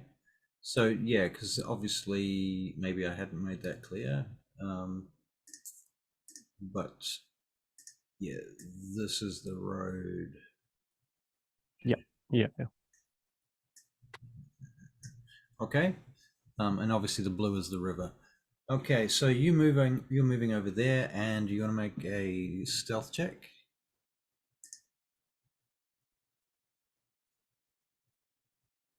Yeah, I'm pretty hidden. You're pretty hidden? With a nat 20. Nat 20, you disappear into the grass. Very nice. Okay, so that's your turn? Yes. Okay.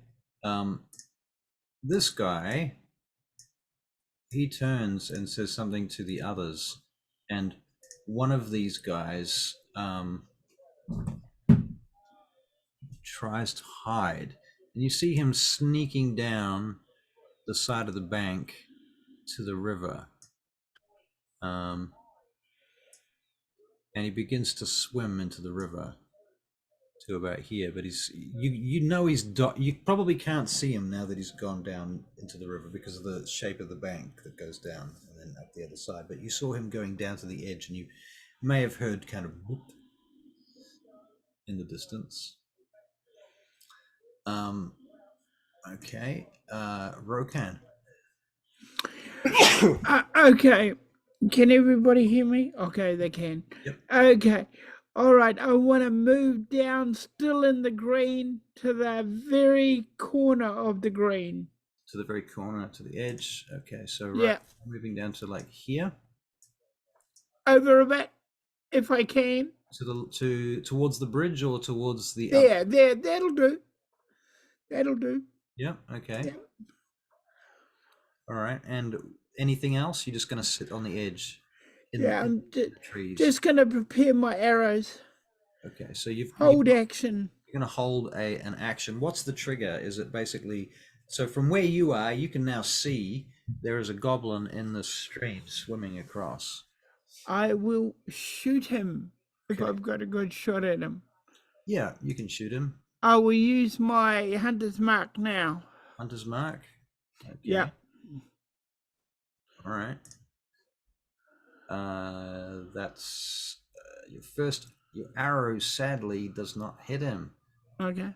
He's sort of ducking into the water and popping up and then ducking back in. Yeah, I got it. I got it. And okay, so that's what you're doing. You fired an arrow at him, and you've hunter's marked him. Okay, that's Yep. all right. Vespera. Right, I'm going to I'll come over here. 5, 10, 15. Ooh. I mean, actually, it doesn't really matter. It really doesn't matter. I'll just stay there. I'm gonna try and go for the one that has the horn. Right. With an arrow. Bow and arrow. This guy, number 1. Right. Yes, that will be my action. All right. So what are you doing to him? I'm going to use a bow. All right. And I'm going to shoot him. Okay, so let's just double check his range. If I need to move up, I will move up. And where's the ruler gone?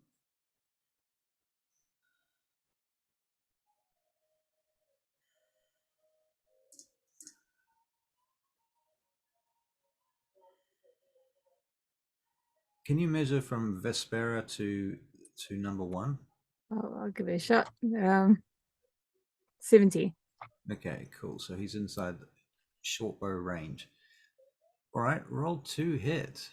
Okay. I hope this is added up all right. Ooh, nope. That is fine. I'm just going to be like, well, I suck at this.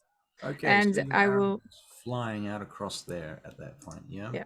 Bonus action. I'll get Theo to ready to teleport. Okay. Fair 15 feet. That way. That way. All right. Instead of calling them 1, 2, 3, 4, 5, D&D Beyond's called them A, B, C, D, E. So I'm going to use those monikers instead. Yeah. D fires a crossbow, a short bow towards you, Vespera. Okay. So I should teleport at this point. Okay. So you automatically teleport. Yep. It is a 20 to hit. Well, I moved out of the way, so. Okay. Fair enough. All right, that's cool. Yeah. C, who's C? 1, 2, 3. C goes charging into the river. 5, 10, 15, 20, 25. Okay, it's about halfway across the river. B has a crossbow. Rokan, what was your stealth check, Rokan? You moved since then, so we're going to make another stealth check. Okay. Ooh, 10, that's not great. Okay. So he's going to shoot at Rokan with a crossbow. That's a 10 to hit, does not hit you, Rokan. E. C, D, E.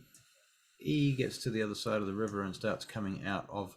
He rises up out of the river with 2 daggers in his hands, and he's got like war paint on his face. You see him, and he starts slithering up towards the trees, towards the grass. He's coming up kind of parallel to where you are now, Rokan. So you're looking at him over here. Okay. You're gonna do something about that in a minute, I suppose. When my turn comes, yes. Turn comes, yeah. Okay, cool. You didn't ready your action? I thought that was what you did. I'll read it. I thought you were already ready, weren't you? He readied his action on the last turn, didn't he? Or no? Yeah. It should still be within that. No, I fired in that. Yeah, so I let it go. Yeah. He was going to ready, but then he swapped it to firing. Yeah. Right. That's right. Okay, so he's coming up there, and we're back to Alcas. Alcas is going to quickly measure. So, Alcas, you probably can't see this guy. Probably can't see him. Can't see him, and you can't see him, but you can see the three up on the bank. You're aware that this guy went into the river, though. Yeah. The 30 feet of movement gets me to up next to Rokan, basically. Yep. So I'm going to move up next to Rokan, and can I see them from there? Yes. Does that break your stealth? Yes. Okay.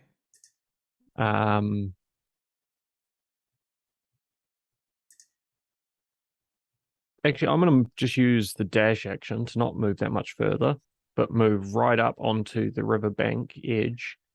Yeah. And hold dodge action for that. The dodge action. Okay. Very good. Goblin A over here calls out, "Kill that one! Kill him!" And as he says that, he fires a short bow across the river at Alcas. He misses you, Alcas. Rokan, it's your turn.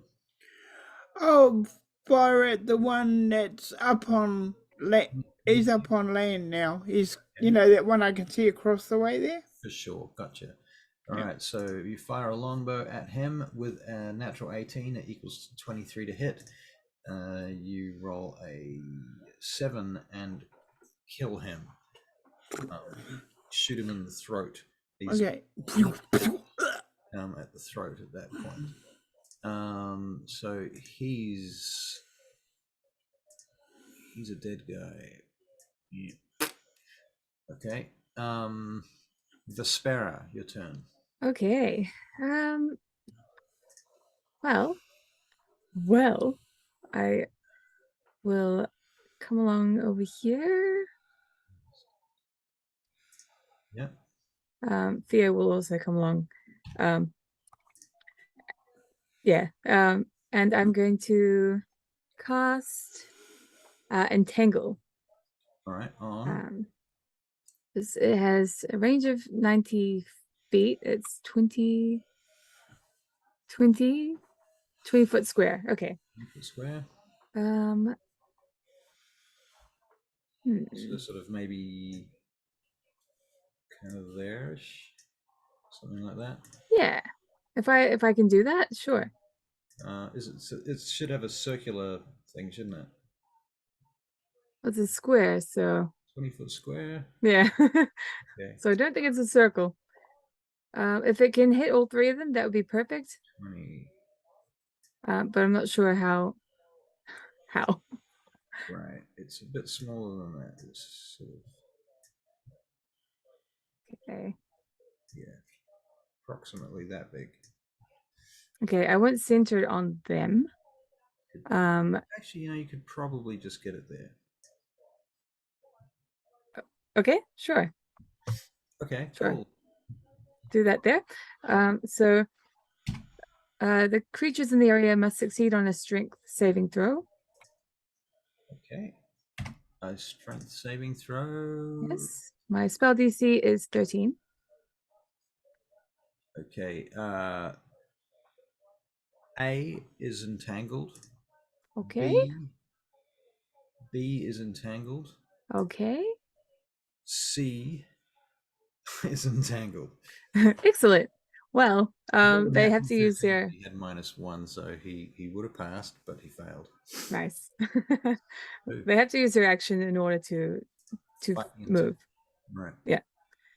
Where they'll have to make another strength check. They will be restrained by the plants until then. Their way out of the plants. Well, it doesn't mention that. I think that would still be strength check. Part of the strength check. Yeah. Okay. Yeah. All right. Fair enough. Is that your entire turn? I will. with my bonus action, I'll get Theo to help me out here.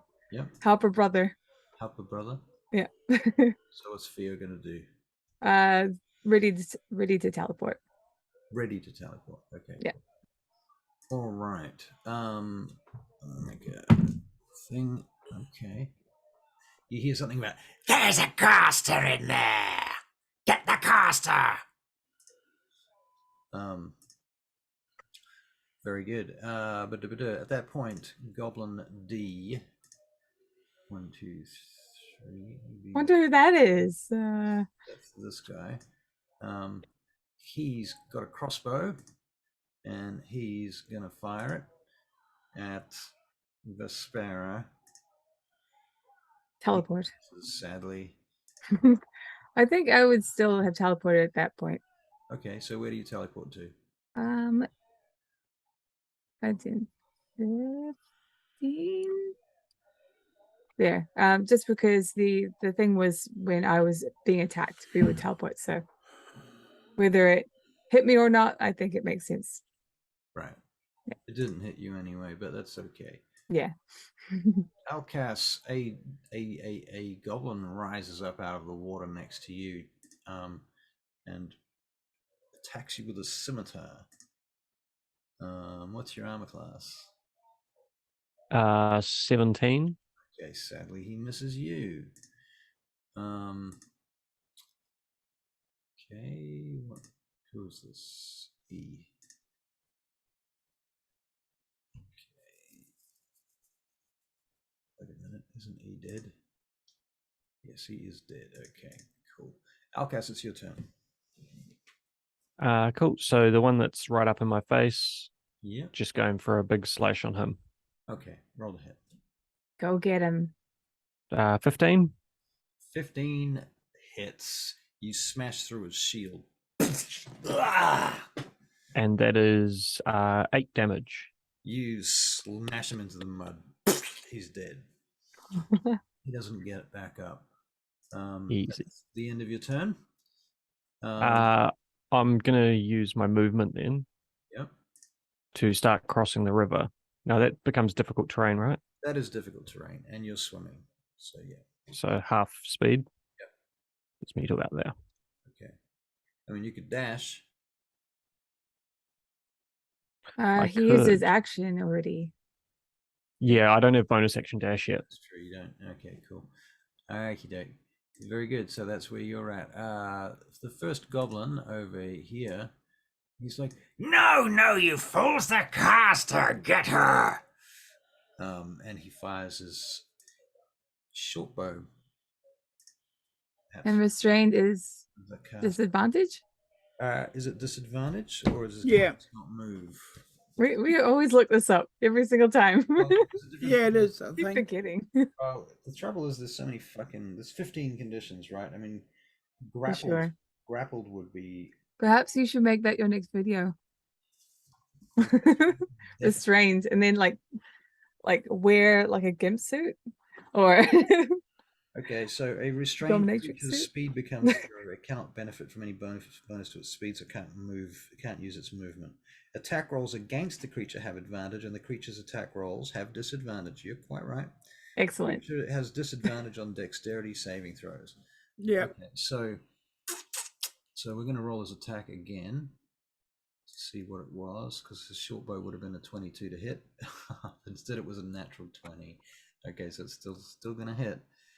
And Vespera, you can take 5 points of damage, I'm afraid. What was the roll, sorry?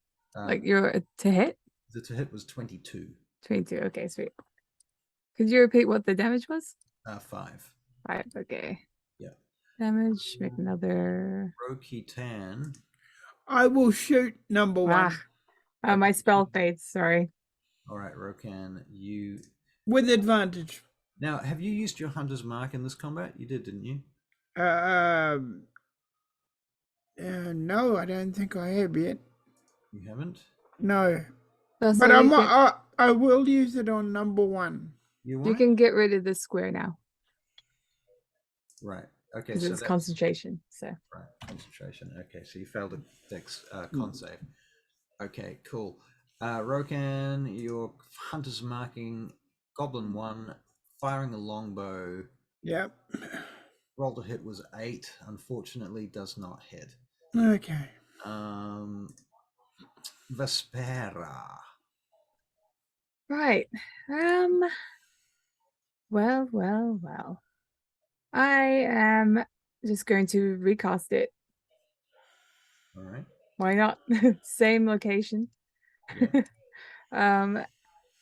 And then I will have this. I'll have Theo do the same bonus action I normally do.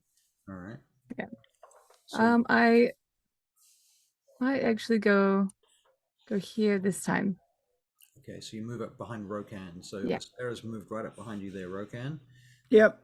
And her fiery moth is next to her. All right. Is that the end of your turn? Mm-hmm. Vespera? Okay. Goblin D. A, B, C, D. Oh, you'll have to draw the square back. I'm so sorry. Oh, it's okay. We know who's. Okay. Sweet. I know who it is. It's these guys, right? It's Yeah, disadvantage too. Disadvantage. Yeah. Okay. I mean, I can just draw it back. It's fine. I'll just put it like that. Okay. So Goblin D, he's firing at Alcas because Alcas coming in the water. Yeah. So, oops, that was not an attack roll, but a 20 does hit. And Alcas, you take 3 points of piercing damage from his short bow attack. Okay. Goblin C. A, B, C. Is that guy dead? He is dead. Goblin C is dead. Pretty sure. Yeah, Alcas killed him. Yeah, boof. Okay, cool.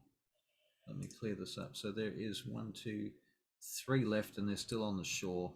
All of those should be in the entangle range. All of them? Yeah. Yeah. It was what it was before. Right. You're right. Okay. Yeah. We the one get that wasn't in it. Isn't the one that wasn't in it isn't going to last long. Don't worry. Okay.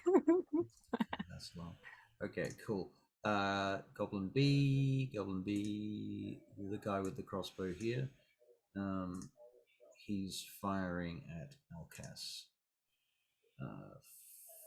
Fucking misses with an 8. Okay, it is now Alcas's. No, yes, Alcas's turn.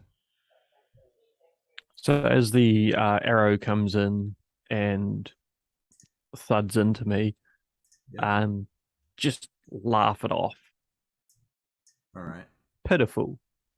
But I will wade through or swim through the water and get right up in this guy's face. All right.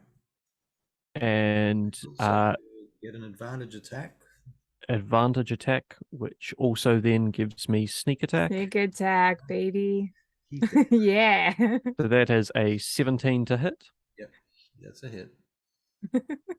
And that does 7 plus 1. So 8 damage. 8 damage? And that's including your sneak? Yes.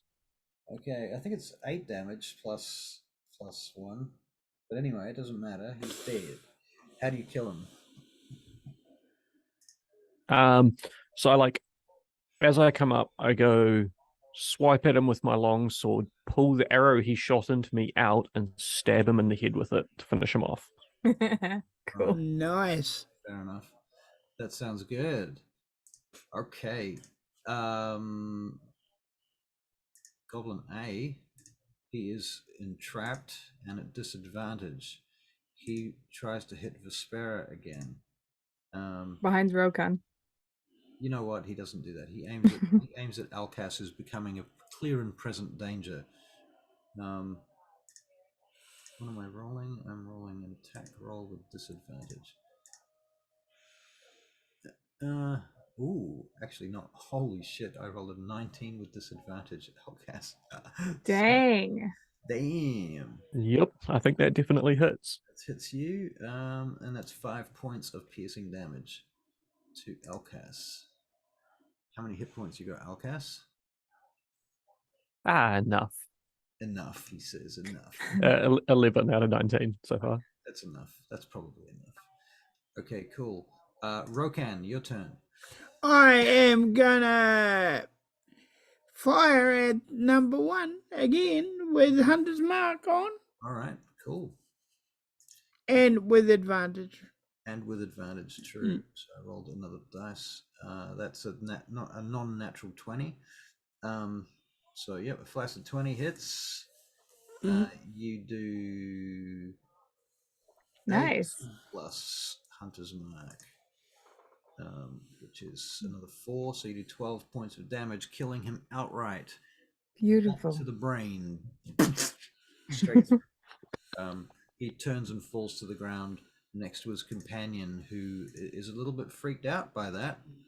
And thusly, the companion, who's Goblin B, when it gets to his turn, is going to do a thing. If he's still alive by then. Vespera, it's your turn. Excellent. I'm going to pop out of cover by Rogan.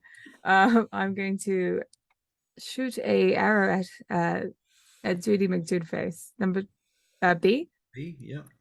Number B. The remaining goblin. Yeah. Yeah. Good dink, good dink, dink. Both trash, but 13. 13. 13 does not hit. I'm gonna go back. Okay. You know, one day, Rokan, I'll be good at this. There should be 2 left. What the fuck? It's a long way. He's dead too. And yeah, He's dead, yes. Theo's ready to Theo's what? Theo is lock and loaded. Okay. Fair enough. Okay, Goblin B, the remaining goblin, he moves to his companion who's just gone down, takes his horn, and picks it up. Oh, in order to move. Oh, he can't move, right? He's got Yeah. This is Damn you, Entangle! He wishes he could grab his friend's horn. It's a strength saving throw. He'd love to grab his friend's horn. That's so bad. Strength saving throw? Yeah. Okay. And that's an action to do that. And the DC is 13. 13, yeah. Okay. All right, he fails. He doesn't do nothing. He's like leaning over to him, trying to fall in that direction, but the entangle just won't let him. So he does nothing. Alcas, it's now your turn. You could totally make it. Yeah, I was just wondering. I'm going to go up beside him and just tap him on the shoulder with my longsword. Get away! Get away! Get away! It's time to just give up. Just surrender. Surrender. Oh. He says he surrenders. Makes it easy to kill him. And then I just want to ask him, where are the people from the village? The tower. The tower? Yes. You took them to the tower? Not me, no. Not I. Would not do such a thing. Then who? Well, E-Globe. E-Globe? E-Globe, Captain. Oh, your goblin captain. Yes. And why did you take the people? Silver. To sell them, to ransom them? Not no. E-Globe say, get the peoples. Okay. You stay right there. Don't move, or we Me- will. You will Me end up shoot like your friends. now! I no can move. This. Yes, that's. If you behave, we will let you go. But for now, stay there. How And long does this entangle last? Is it a minute? A minute. I'll wave over the others. Okay. So you wave them over. All right. And do you guys start coming over? Sure. I'm gonna go up by the bridge. I don't want to get wet. Yeah. Okay, so Rogan's going to take a leisurely stroll around the long way. Okay. Yeah. Bearing in mind that by the time you get there, Rogan, the entangle will have worn off. Oh, don't worry. I'll shoot him from the bridge. Yeah, the goblin does still have my long sword on his shoulder. Right. Okay, fair call. Okay, so that you guys get across there, the entangle wears off by that point. And I shall delete it. Okay. What do you do with Mogrib? Mogrib won't live. Please, Mogrib, live. I don't know. Bit of salt, bit of pepper, maybe. Not I. No, Mogrib good. He tell Captain no. Bad idea. Not sell people. Captain say you do told. Have you thought of becoming a salesman? What is this? You know, finding wares and selling them. Like an honest, hard-working person. Me cook. Me cook. Me cook. Crunchy. If we let you go, then go and become a salesperson, and you do things the hard way. Me hungry. Skullcrush tribe.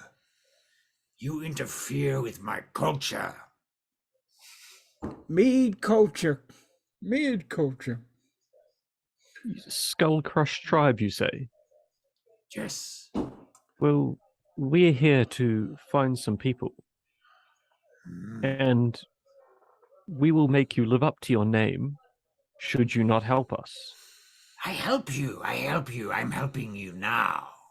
Yes? Yes. Yeah. From the people from the village who were taken. He drops to his knees at your leg, Alcas, and puts his arms around your calf. Alcas, you tell me no. Try kick him away. He just clings onto your leg, begging you. No. Mogrib help you. Alcas, you tell me no dinner? Not yet, friend. Maybe soon if he does not let go. Wait. I know a thing. You see, the girl at the house. There. She lighting fire. See the smoke rise. And as he points in the direction, you see this house further up the hill. In this direction, here, but off the map, quite a long way off the map, maybe 500 feet off the map. There's a stone house up, just risen a bit above the swamp. In the tree line, the stone house, and there's a chimney there, and you can see smoke rising from the chimney. I look closely at him and say, Yes, it's true. The girl there, she help you. If you trick, me eat. Clear? Yes, understand. I might go grab that crossbow off of him. Okay. All right. Need all help you can get. Crossbow good. Try that. Oh no, I don't. The braces wouldn't help the crossbow. It's just I didn't want him to use it against us. You got to stop thinking about braces. don't feel guilty about braces, and they work better. I throw the crossbow in the river. You throw it in the river. Okay. Yeah. and then let's get walking. Okay, so you Yeah. guys. So I'll tap him with my sword. Lead on to the house then, and as we kind of go to leave, I just want to grab the horn to take with us. Okay. Very good. You pick up the horn. All right. And you head on up to the house. It's a big old farmhouse, and there is indeed smoke rising from the chimney. What? He got rid of the map. It's fine. Sorry, I just didn't share the screen. Sorry. That was weird. It's the feeling that I get when somebody drops out. Yeah. Okay, so you get up to the house, and there's a big green door, painted green, stone, big grey stone slabs that it's been built out of, this old house. Thatch roof on the top. So immediately you realize could be set on fire. You know. Fire, awesome. Yeah, that's why I mentioned it.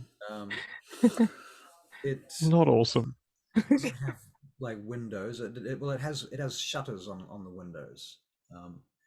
One of the shuttered windows upstairs is actually open presently, but the downstairs windows are all shuttered up. Right. Well, let's go around and find a door. Well, there's a green door up front. Are you going to look? I'm just going to call out. Just hello. Is there anyone there? You make perception checks, please. Ding, ding, ding. I think the little goblin's still hanging off my leg, distracting me. Yeah.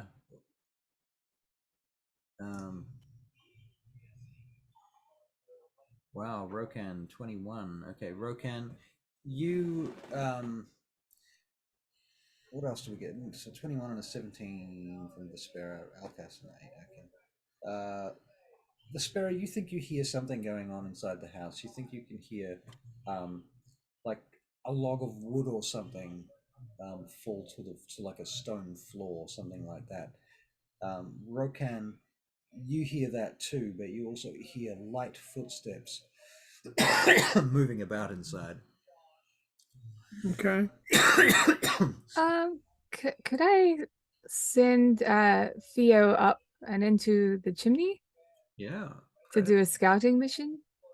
Okay. She's immune to fire, so. Funnily enough. Okay, so she's going to go down inside. Now, what kind of telepathic links do you have with this creature? Any? That's true. What do I have? What kind of commands does she obey? She's not a familiar, is she? She kind of is. Well, she can understand the languages. She can understand the languages I speak, so that's great. Can she speak any languages? That's a good question. Man, fucking hell. No, that would be fine. Right, so I mean, she can go in there and look around, but you've got no way of finding out what she's saying. I'll just ask her questions and teach her the nod and the shake head thing. What's her intelligence? Her intelligence is 13. Okay. I think it just copies my stats. Hidden no. in mine. Oh, yeah. Oh my god, she's more intelligent than you. That's a scary thought. Okay. I love that for her. More intelligent than Rokan too. Oh my god. This little creature brings out a storybook and starts to. I am strictly the muscle. Right. Okay. So Theo goes into the chimney and comes out somewhere inside the house, presumably, or are they being? Do you think she'd be stealthy, or? I think she would try. Flying fire moth. Yeah. She could just sit in the fire. Okay. Just look around, see what you can see. How long do you wait for her?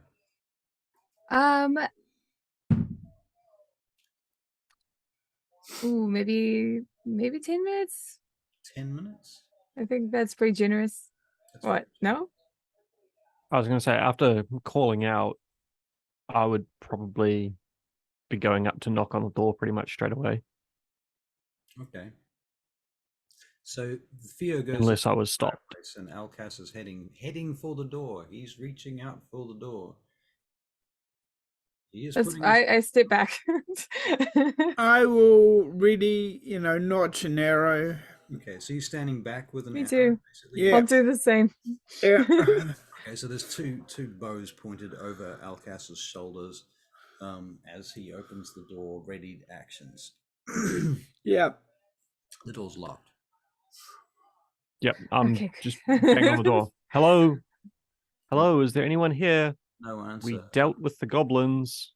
Rokan and Vespera, with your perception checks that you rolled earlier, you hear floorboards squeaking inside the house.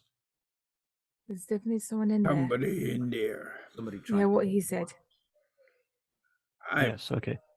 We know you're in there. We just want to talk. We're friends.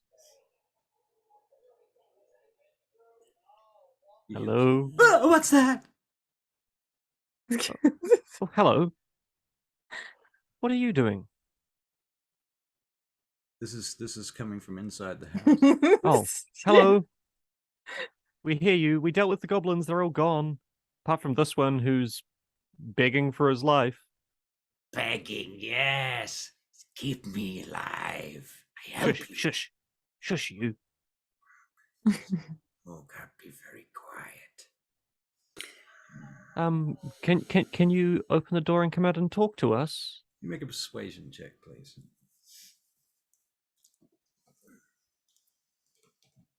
Ooh, that is an 8. Yep. No answer. Okay. I'll go up to Algus. Look, I believe in you. Okay, the fire within you. You just need to set it alight, and it will shine the correct direction. I'd say mumbling a garbled guidance. I think at this point, Theo comes out of the top of the chimney and comes back and settles down on your shoulder. Oh. Sparrow.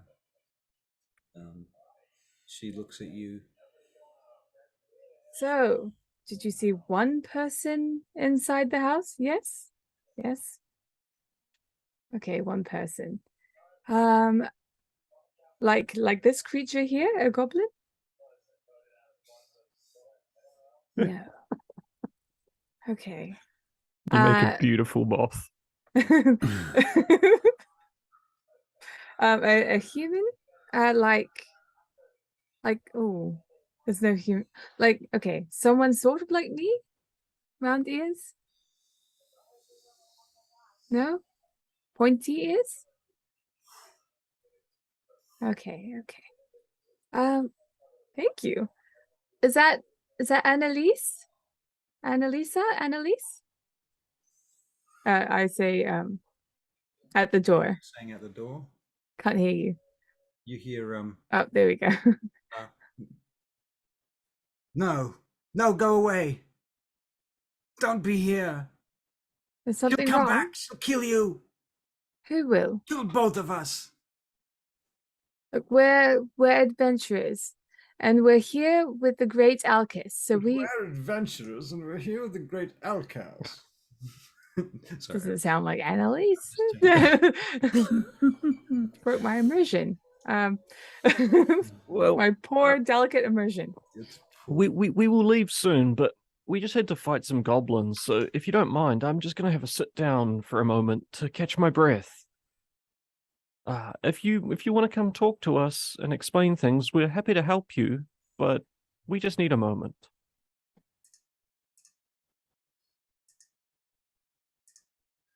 The door suddenly opens, and just a little bit, and you see this person inside there squinting at you through the bright light that's shining through the crack in the door.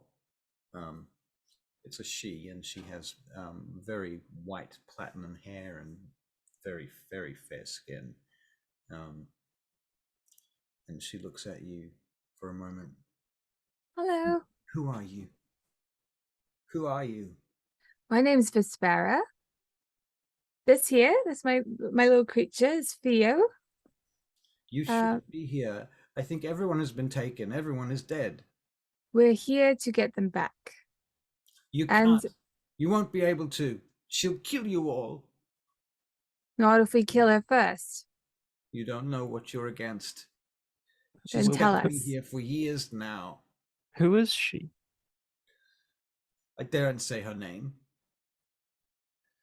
She'll be here any minute. You should run. No. That's not what heroes do. Are you heroes? We are heroes. Well, yeah. Oh, How fast can you get me away from here? This is Alcus and this is Rokon. We're here to do a job. Not only save you, but look after the others as well. Can you make perception checks, please? Oh, by the way, you have a D4, Alcus. So, I mean, use it when you can. 15. Perception check. Rakan. Perception. 15. 14 for Rakan. And I used the guidance. Nice. Okay. Good. Those guys are gone.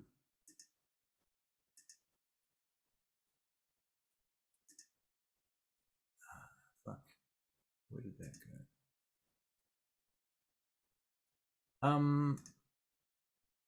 You see this toad leap out from inside the house, like through the crack on the floor, through the door. Oh, hello. You're not going to eat Theo, are you? Oh. Goes jumping away. Wait. Can I try and grab the toad? You sure you can make a Attack. strike attack roll. Sorry, an unarmed strike. Yep. Okay. Let's go. No. Let's know. Yep. No, it gets away. And jumps off into the mud and bushes. So how fast can you get us away from here? Very. Night's Very fast. going to fall. She'll be more powerful then. Okay, right. Come with us. I can't open the door properly, and I'm chained. Right. Okay. Step back. Step back from the door. She steps back from the door. Rokan is going to... I'm going to guide you first. Okay. Yeah. Okay. Blessings of the fire be upon you. And all that nonsense. All right.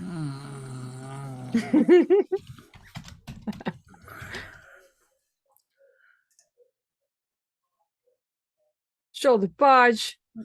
Shoulder barge. Also, I'm going to get you to roll initiative. Very I wonder cool. why.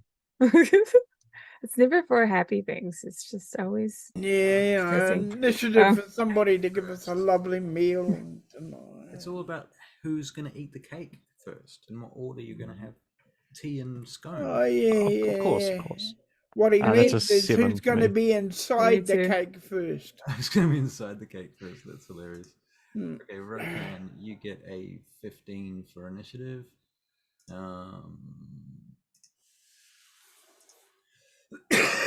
So 7 for Alcas, 7 for Vespera. Yep. Okay. We've been copying each other all night. Yep. Alcas has the dex bonus there, I think, so he's going first in according to D&D Beyond. Oh, really? What's your dex? If and when there Mate. if you need a +3, and I'd really hope the rogue had better decks. I have +3 too. No, I Oh. don't. Yeah, I do actually. Don't worry. You're no Milford Brixton. 16. All right. All right. So what are you doing? You're gonna try and open the door. Was that the? I'm going to go through the door. You're gonna go through the door. Yeah. Oh, yeah. None of this. Kool-Aid man, this door. Yeah. Basically, just smash through the door. That's the plan. Is an athletics check. Yep. All And you right. can add the guidance. You're adding guidance to this, so it's Yeah. D4. 15 plus a D4. Let's roll our D4. So 15 plus 4 is 19. Nice. Rokan through the door, smashes off its hinges. You take it clean off. Hits the floor. And he steps aside and tells you can go in now. Right. Looking around as you step inside this place, you can see this big stone chimney that kind of comes up like this and then, or up like that and then up. It's kind of curved on the side, and there's a big fire roaring inside. There's a pile of firewood to one side. Everything around you looks like somebody's been hoarding shit for years. There's stuff piled up, and it's hard to focus on what to look at. There's so much stuff, but there's also caged birds and caged rats and things in places around this place. And looking through the doorway into the next room, which looks similarly kind of messy, you can see a table covered with some books, and there's some strange crockery that you've never seen before. Okay. In that room, big jars and all kinds of stuff. The floor itself is covered in hay. It's like dirt with hay on top of it. You see a rat scurrying across the floor. And this woman that you're looking at, she looks like a young elf.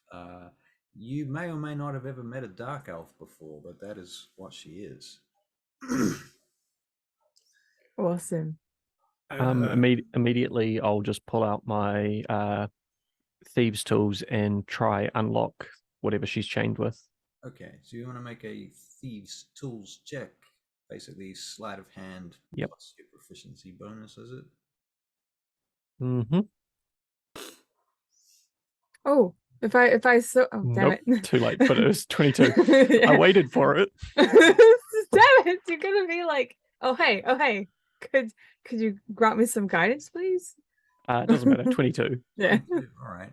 You figure out the lock and you start picking the lock. Are you picking it from her wrist end? Sorry, it's around her ankle actually, or the other end. It's like a 30-foot long black steel chain. Oh, off the ankle, definitely. Off the ankle. Okay. Well, while he's doing that, I'd like to just try and calm her down and ask her a few questions, such as, what happened to your mother? Where is she? My mother? Your mother? She's dead long ago. Long ago? We were told that you were here with a woman. Was it your auntie or No. no? You are Annalise, right? No. No? I'm Ziana. Tiana. Okay. Do you know where Annalise is? I think she was taken with the others. Okay. I think what we're going to have to do is take you down to the horses, give you one, and then you can ride off. But we have to go back and we have to help those people. I see. Are you going to be okay with that? I hope so. Or you can stay with us. Lucretia is going to return soon. It's okay. Lucretia. And Lucretia is? She's my mistress. Your mistress. Is she a goblin? No. What is she? She is... The goblins work for her. Right. Okay. Okay. She is something else. She is a terrible creature. I thought she was a woman. I made some kind of foolish deal with her to escape from the Underdark long ago. Right. And now I've been trapped here for decades. That's a long time. Yes, yes, it is. The people here, they knew, and they've done nothing. Okay.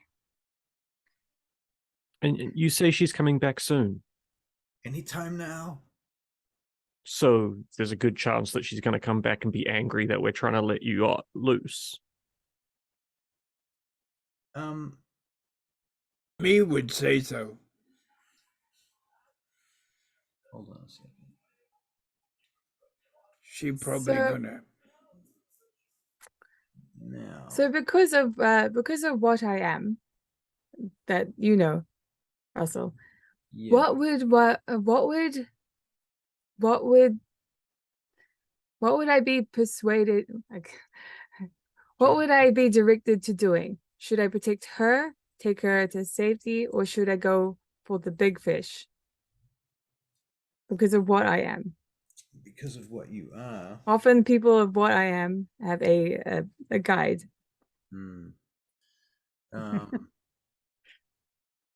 How to say something without saying anything at all. Yeah. He knows. He knows. He knows. He knows. I don't know the answer to that. I think both of those possibly. It depends whether or not. You know, you mentioned a guide, right? If that guide was to believe in, and it doesn't really make sense to me that your character's guide would be some kind of pacifist. Oh yeah, definitely not. Right. In which case, saving her is clearly an objective, and should not be compromised because that's a life, right? Yeah. You don't want to fight somebody only to lose. That would be foolish. And you have this opportunity to try and run. So there's that. On the other hand, if you were to defeat whatever evil was causing this, that would be the greater good, I suspect. Right, yeah. In any case, Alcas, can The you greater good. make a wisdom saving throw, please? I can. Or do I feel like we're untying the big bad? That is a 9. A 9. Very.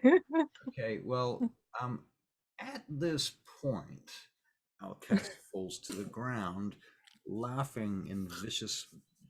Is this a charm? Is it a charm? Because if That's so, I'm a true, half-elf he's a- and I've got advantage on that saving throw. It's not really a charm. It's vicious mockery. It's a cantrip. It's Okay, a cool. enchantment. Well, it's an enchantment of school. Yeah, yeah. It's not quite. No, happy. Just checking. Yep.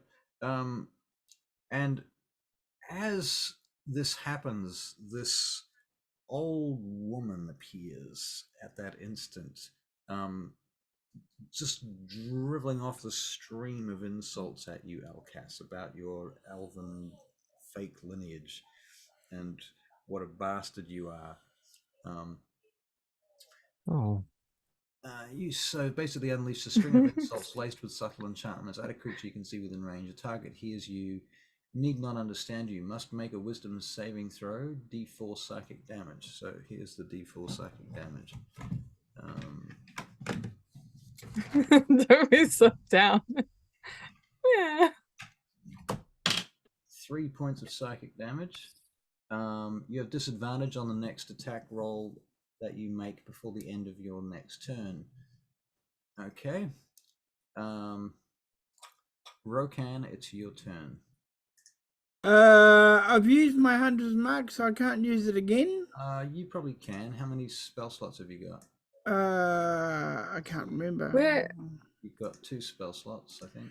is this woman? Is she in the doorwell or She's in the other room nearby, right? through the door, through the archway, and you see there's a big cauldron there. Okay. Hunter's marker, Of a and good hag. go and attack her. With axes. Yep. Okay, so this time it's only 1 attack because of that.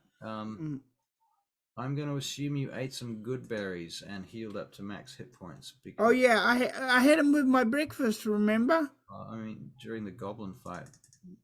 Sure. How like totally. I would give out all my berries if I needed to. Okay, very good. So we'll just bring everyone up to.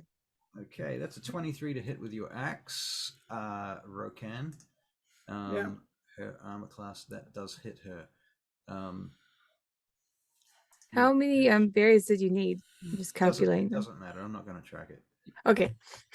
7 points of damage from the axe plus your Hunter's mark. Does a further 4, so that's 11 total. Yeah. Okay. Great work. Alcas. Don't I have an offhand At axe? the moment, Alcas, is that you do, but you cast Hunter's Mark, which is a bonus action, and Okay. next turn you'll get to attack. I see. Good, I can remember that. Yeah. Alcas, did you eat good berries between now and the last combat? Yeah, I would have when we were outside and I sat down to rest while we're talking through the door, but I was just trying to figure out how many how many gave me. You're at max hit points. How many did you need? Just I was on 11 out of 19. So it would have been what, 8? You're presently on 8 hit points according to D&D Beyond. Yeah, because I took 11 down 3 from the Vicious Mockery. Okay. Okay, sweet. I'm all out. So Okay. So how many did you give? I'm putting you back to max hit points. yeah. Minus Oh, okay, cool. Just say yes, GM, and go with it. Otherwise, you will die. I'm just being. Yeah, we'll see. We'll see. Don't be. Yeah, let us not tempt fate. All right. All right. Alcas, it's your turn. What do you want to do? You need to make a saving throw. This is another Wisdom save at the end of your turn, I think. No, you just have disadvantage on your next attack. I don't know why I didn't. I have a great idea. Stupid me didn't just do it. So this woman who's just insulted me is standing in the doorway, not too far away. 15 feet. Yeah, cool. I'm basically going to turn around, go straight into a rage, because she's just insulted me about being an elf, and a little bit of a touchy subject. And then just run at her and slash with longsword. Okay. Very good. Do you need me to roll to hit, or? Yep. Roll to hit. That is a 17 with disadvantage. 17 with disadvantage. That hits. Cool. For 5 points of damage. 5 points of damage. Okay, very good. Is that the end of your turn? Yes. Okay. Vespera. Cool. So I'm right beside this girl. Mm-hmm. She's definitely scared. Yep. Okay. I'm gonna have Theo teleport both her and I 15 feet. If that takes us out of the building, that'd be cool. Okay. You teleport out through the doorway. Yeah. Okay. I just want her to be safe as well. Yeah. All right, so that's your turn. Yeah, I could have done this ages. This is why I was like, I can't believe I didn't do it. Right. Can I see the witch woman? Can you see her? Not from outside the door. Okay, sweet. I'm going to run back in. All right. And surely if I have enough movement, I'm going to cast another entangle on her. On her. Okay. All right, and it's a strength save, is that right? It sure is. Sure is. Okay. DC is 13. 13. She succeeds. That was entangle on the witch's position, right? Yeah. Which I'm right next to, so I'd have to do the same. Didn't know you were there. Yeah. Have fun. She might not have seen you as she chatted. That's a 16. Yeah, you're fine. Saved as well. It's just difficult terrain now. Very good. At that point, who's right on her is Alcas, isn't it? Okay, so she's going to claw you.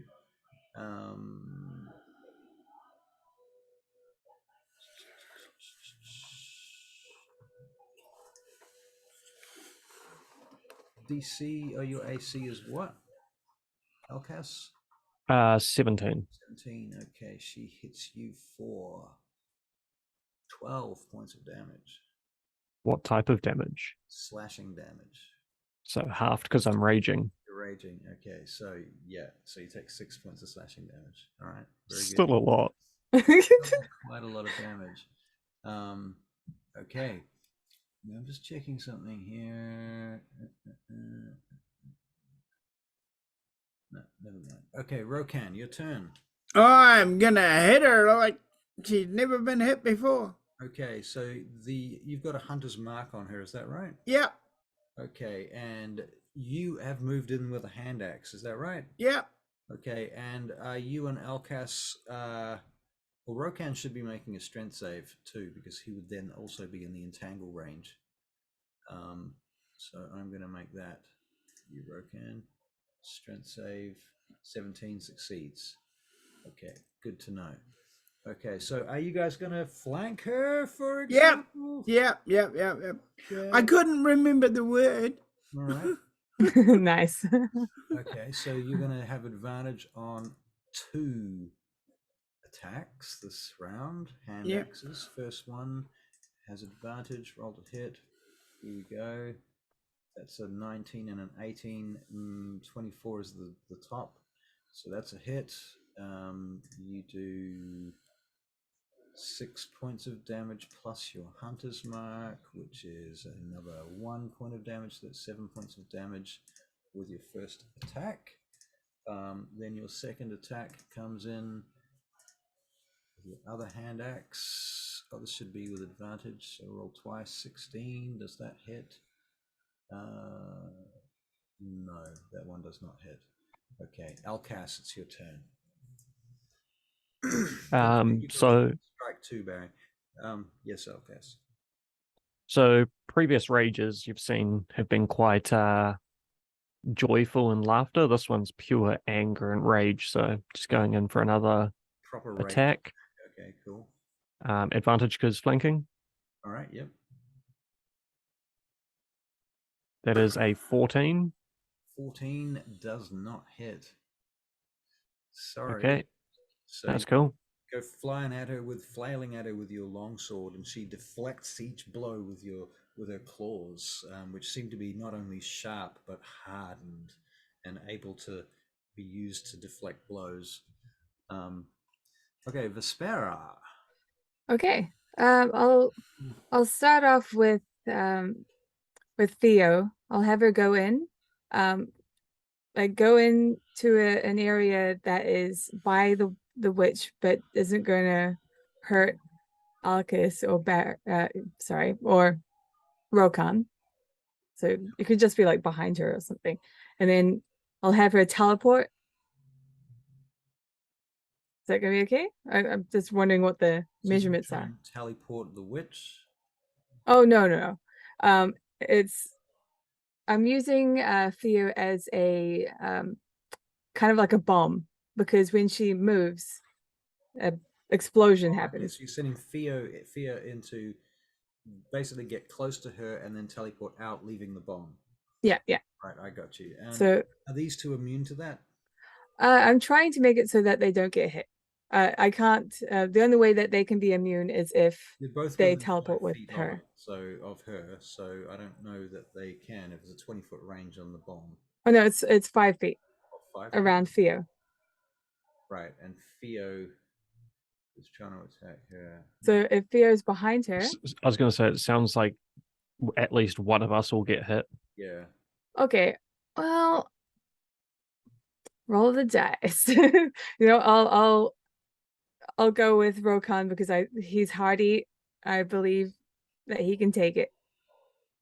Although there's a barbarian in there. I can handle it. Do it. Okay, yeah. I'm gonna rip Theo out of there with a teleport. It'd be fine. It'd be fine. I've got 1 heal left. There is. It is the Dix one.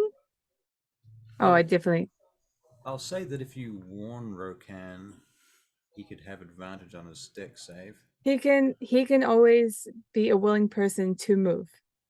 Okay, so he could So- just teleport with it and Yeah. get burned. Mhm. Are you going to do that, or do you want to take the burn and stay in position to flank? I want to take the burn and stay in position to flank. Okay. Okay. I'm glad the choice is on me.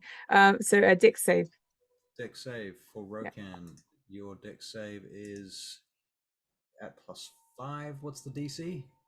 It is. That's fine. 13. 13. Okay, Yep. so you succeed and don't take any damage. Great. The Okay. witchy Does woo. she succeed? Let's see if she succeeds. Yes, she does with a 15. Pain in the ass. Okay. That's fine. My turn. My turn. I shoot her. Right, go for it. Roll the hit. Well, we can certainly try. Natural 20. Is that a natural 20? Turns it, laughs just to get an arrow in the face.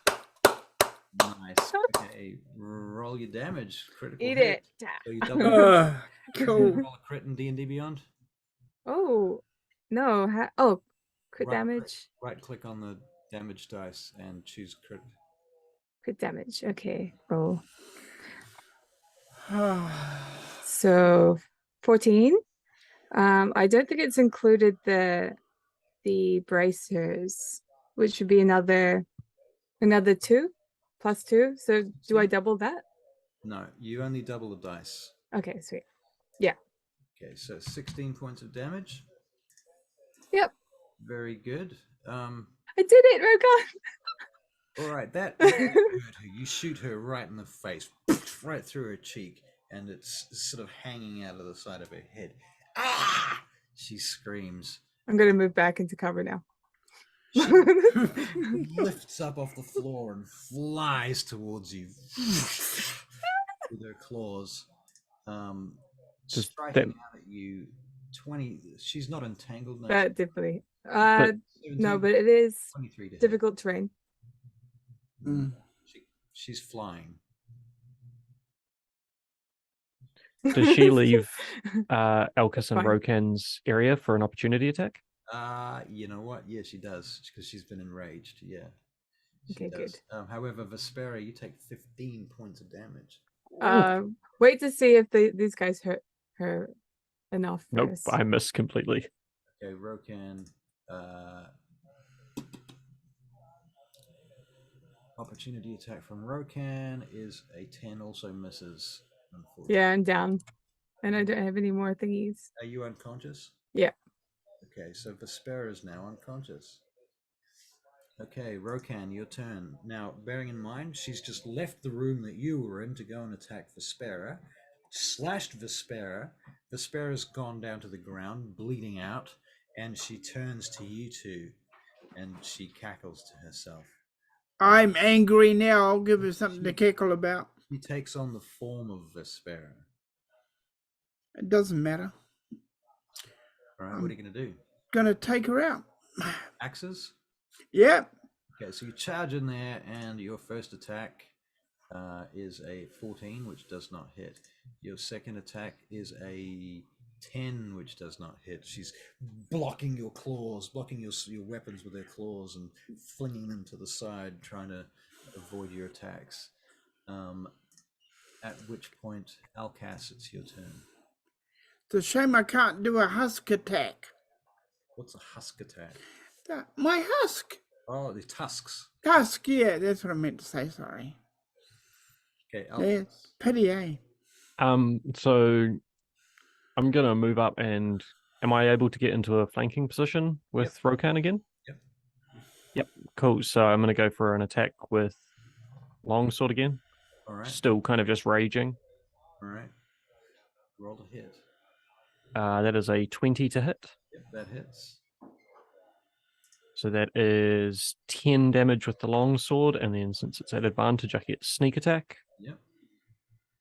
So that's a 13 total. 13 total. Okay. It's one of the three. Okay, great. She's despite the fact that she looks like Vespera and she looks to be fine and perfectly okay, there's this kind of green ichor dripping out onto the floor and sploshing out in pools around her feet. Vespera, you're making a death saving throw, please. Yes. Okay. It's just a d20 with no mods. Okay.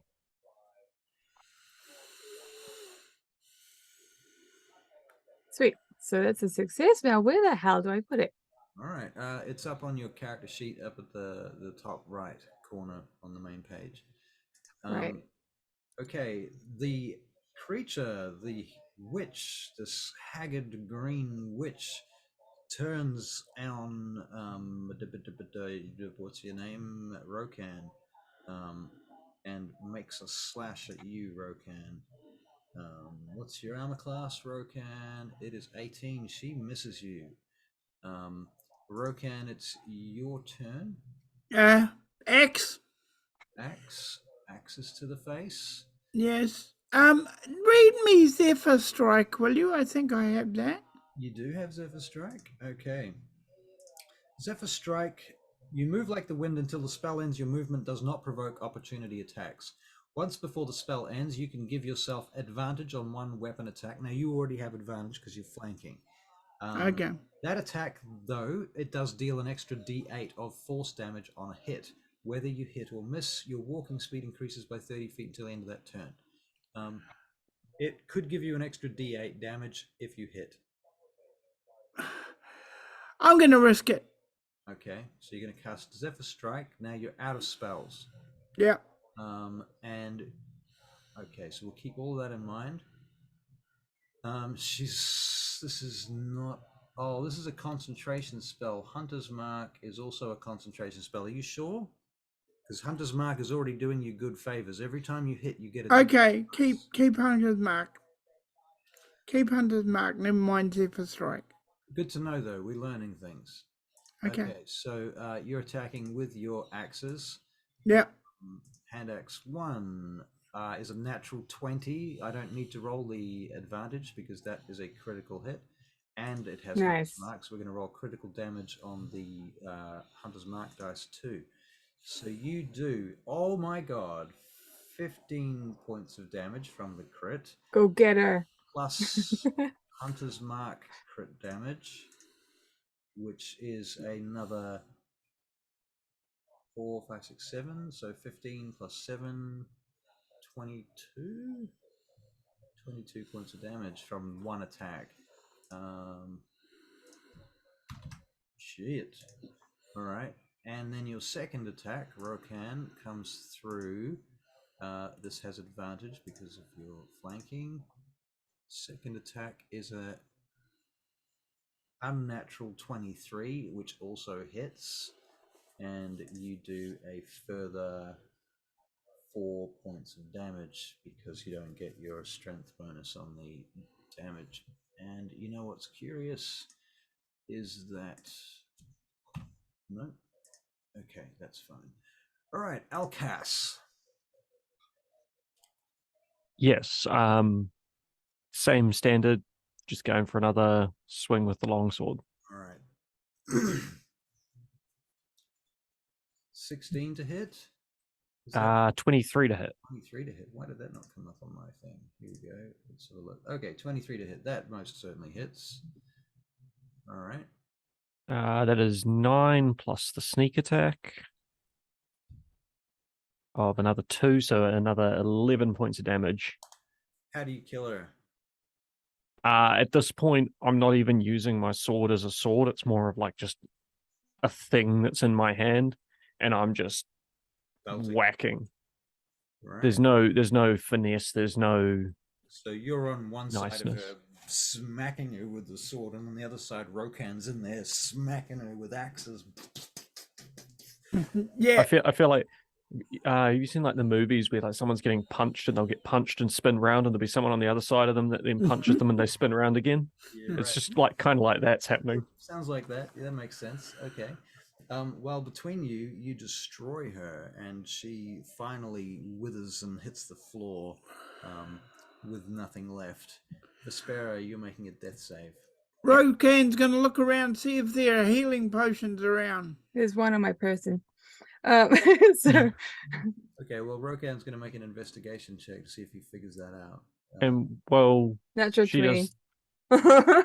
Oh, Oh, thank God. Don't worry, I can handle myself. You rolled a natural 20. Wow. Yeah. I mean, You well, Rokan, you find a healing Oh. potion. You turn around to see Vespera kind of waking up with 1 hit point left. Ow, I have- hurt so much. Here, have a drink of this. Oh, thank you. All right. Maybe I'll save this one and I'll lay was it healing hands myself. has We'll save this. Okay. Ziana, the dark elf, Yep. or is she still around, or is she just run off? She is outside the building, in the field, sort of backed off quite a way, but she's trying to see. She's looking around for some shade, basically, as a dark elf, not very happy with the sunlight. What I will say at this point is that you have defeated the big bad, this big bad monster. Good job, guys. And you've not succeeded at the mission. So what I'm thinking is next time we have a scenario where you guys want to do this one-shot business side quest, we continue this storyline. I guess the big question is, do we have 500 gold? Not yet. Maybe it could be something we collect if we like after we do the things with Alexander and Aldamador. However, we're not sharing. No, that's fair. Right? We're not sharing. I'll tell We you may how- not have. What I would do is I would let you spend that 500 gold, but you could only ever use it in these side quests. No. We work so hard for our gold. Never did. And it's fun to rub it in front of Alex, him with his measly little gold pile. Because he keeps handing it out. True, just keep handing money out. That'd be hilarious. Yeah. And also we would have to figure a way to justify the time, etc. I don't know. I tend to think this is an alternate reality. No, I like this. Of course you do, because it makes your character richer. It's not fair on other players. I mean, Alcas would probably have spent it. gone. He would have probably gone if there was like a tavern or somewhere that had booze in the town. He would have drunk paid- 500 gold worth of booze. Not drunk 500 gold worth of booze, but he would have definitely overpaid for a lot of booze in the town so they could rebuild. But we haven't even saved the people yet, so. Right. Well, what you learn from Ziana is that the goblins have captured, killed, and enslaved the people of the town. Most of them killed, to be fair. The few that they've taken them to this wizard who lives in the tower in the next valley. And Fucking wizards. yeah, so that's what you know, and we'll leave it there. Yay! Some fun. Didn't die. Didn't die. Okay. Didn't die. gonna Got say, myself out of that shit. Didn't need your help. Right. Natural 20 out of it. With the witch being dead, I was going to wave the Ziana back over and get her to give us healing remedies or something that must be in this witch's house. For sure, actually, there would be potions in this house, and I do have some rewards for you. Actually, come to think of it. Excellent. Oh, this is going to get confusing. Yeah, well, that's Alternate reality inventory. No. I'll give you some potions of healing for now. Okay. Potions of healing. You can each have 2 minor potions of healing. Cool.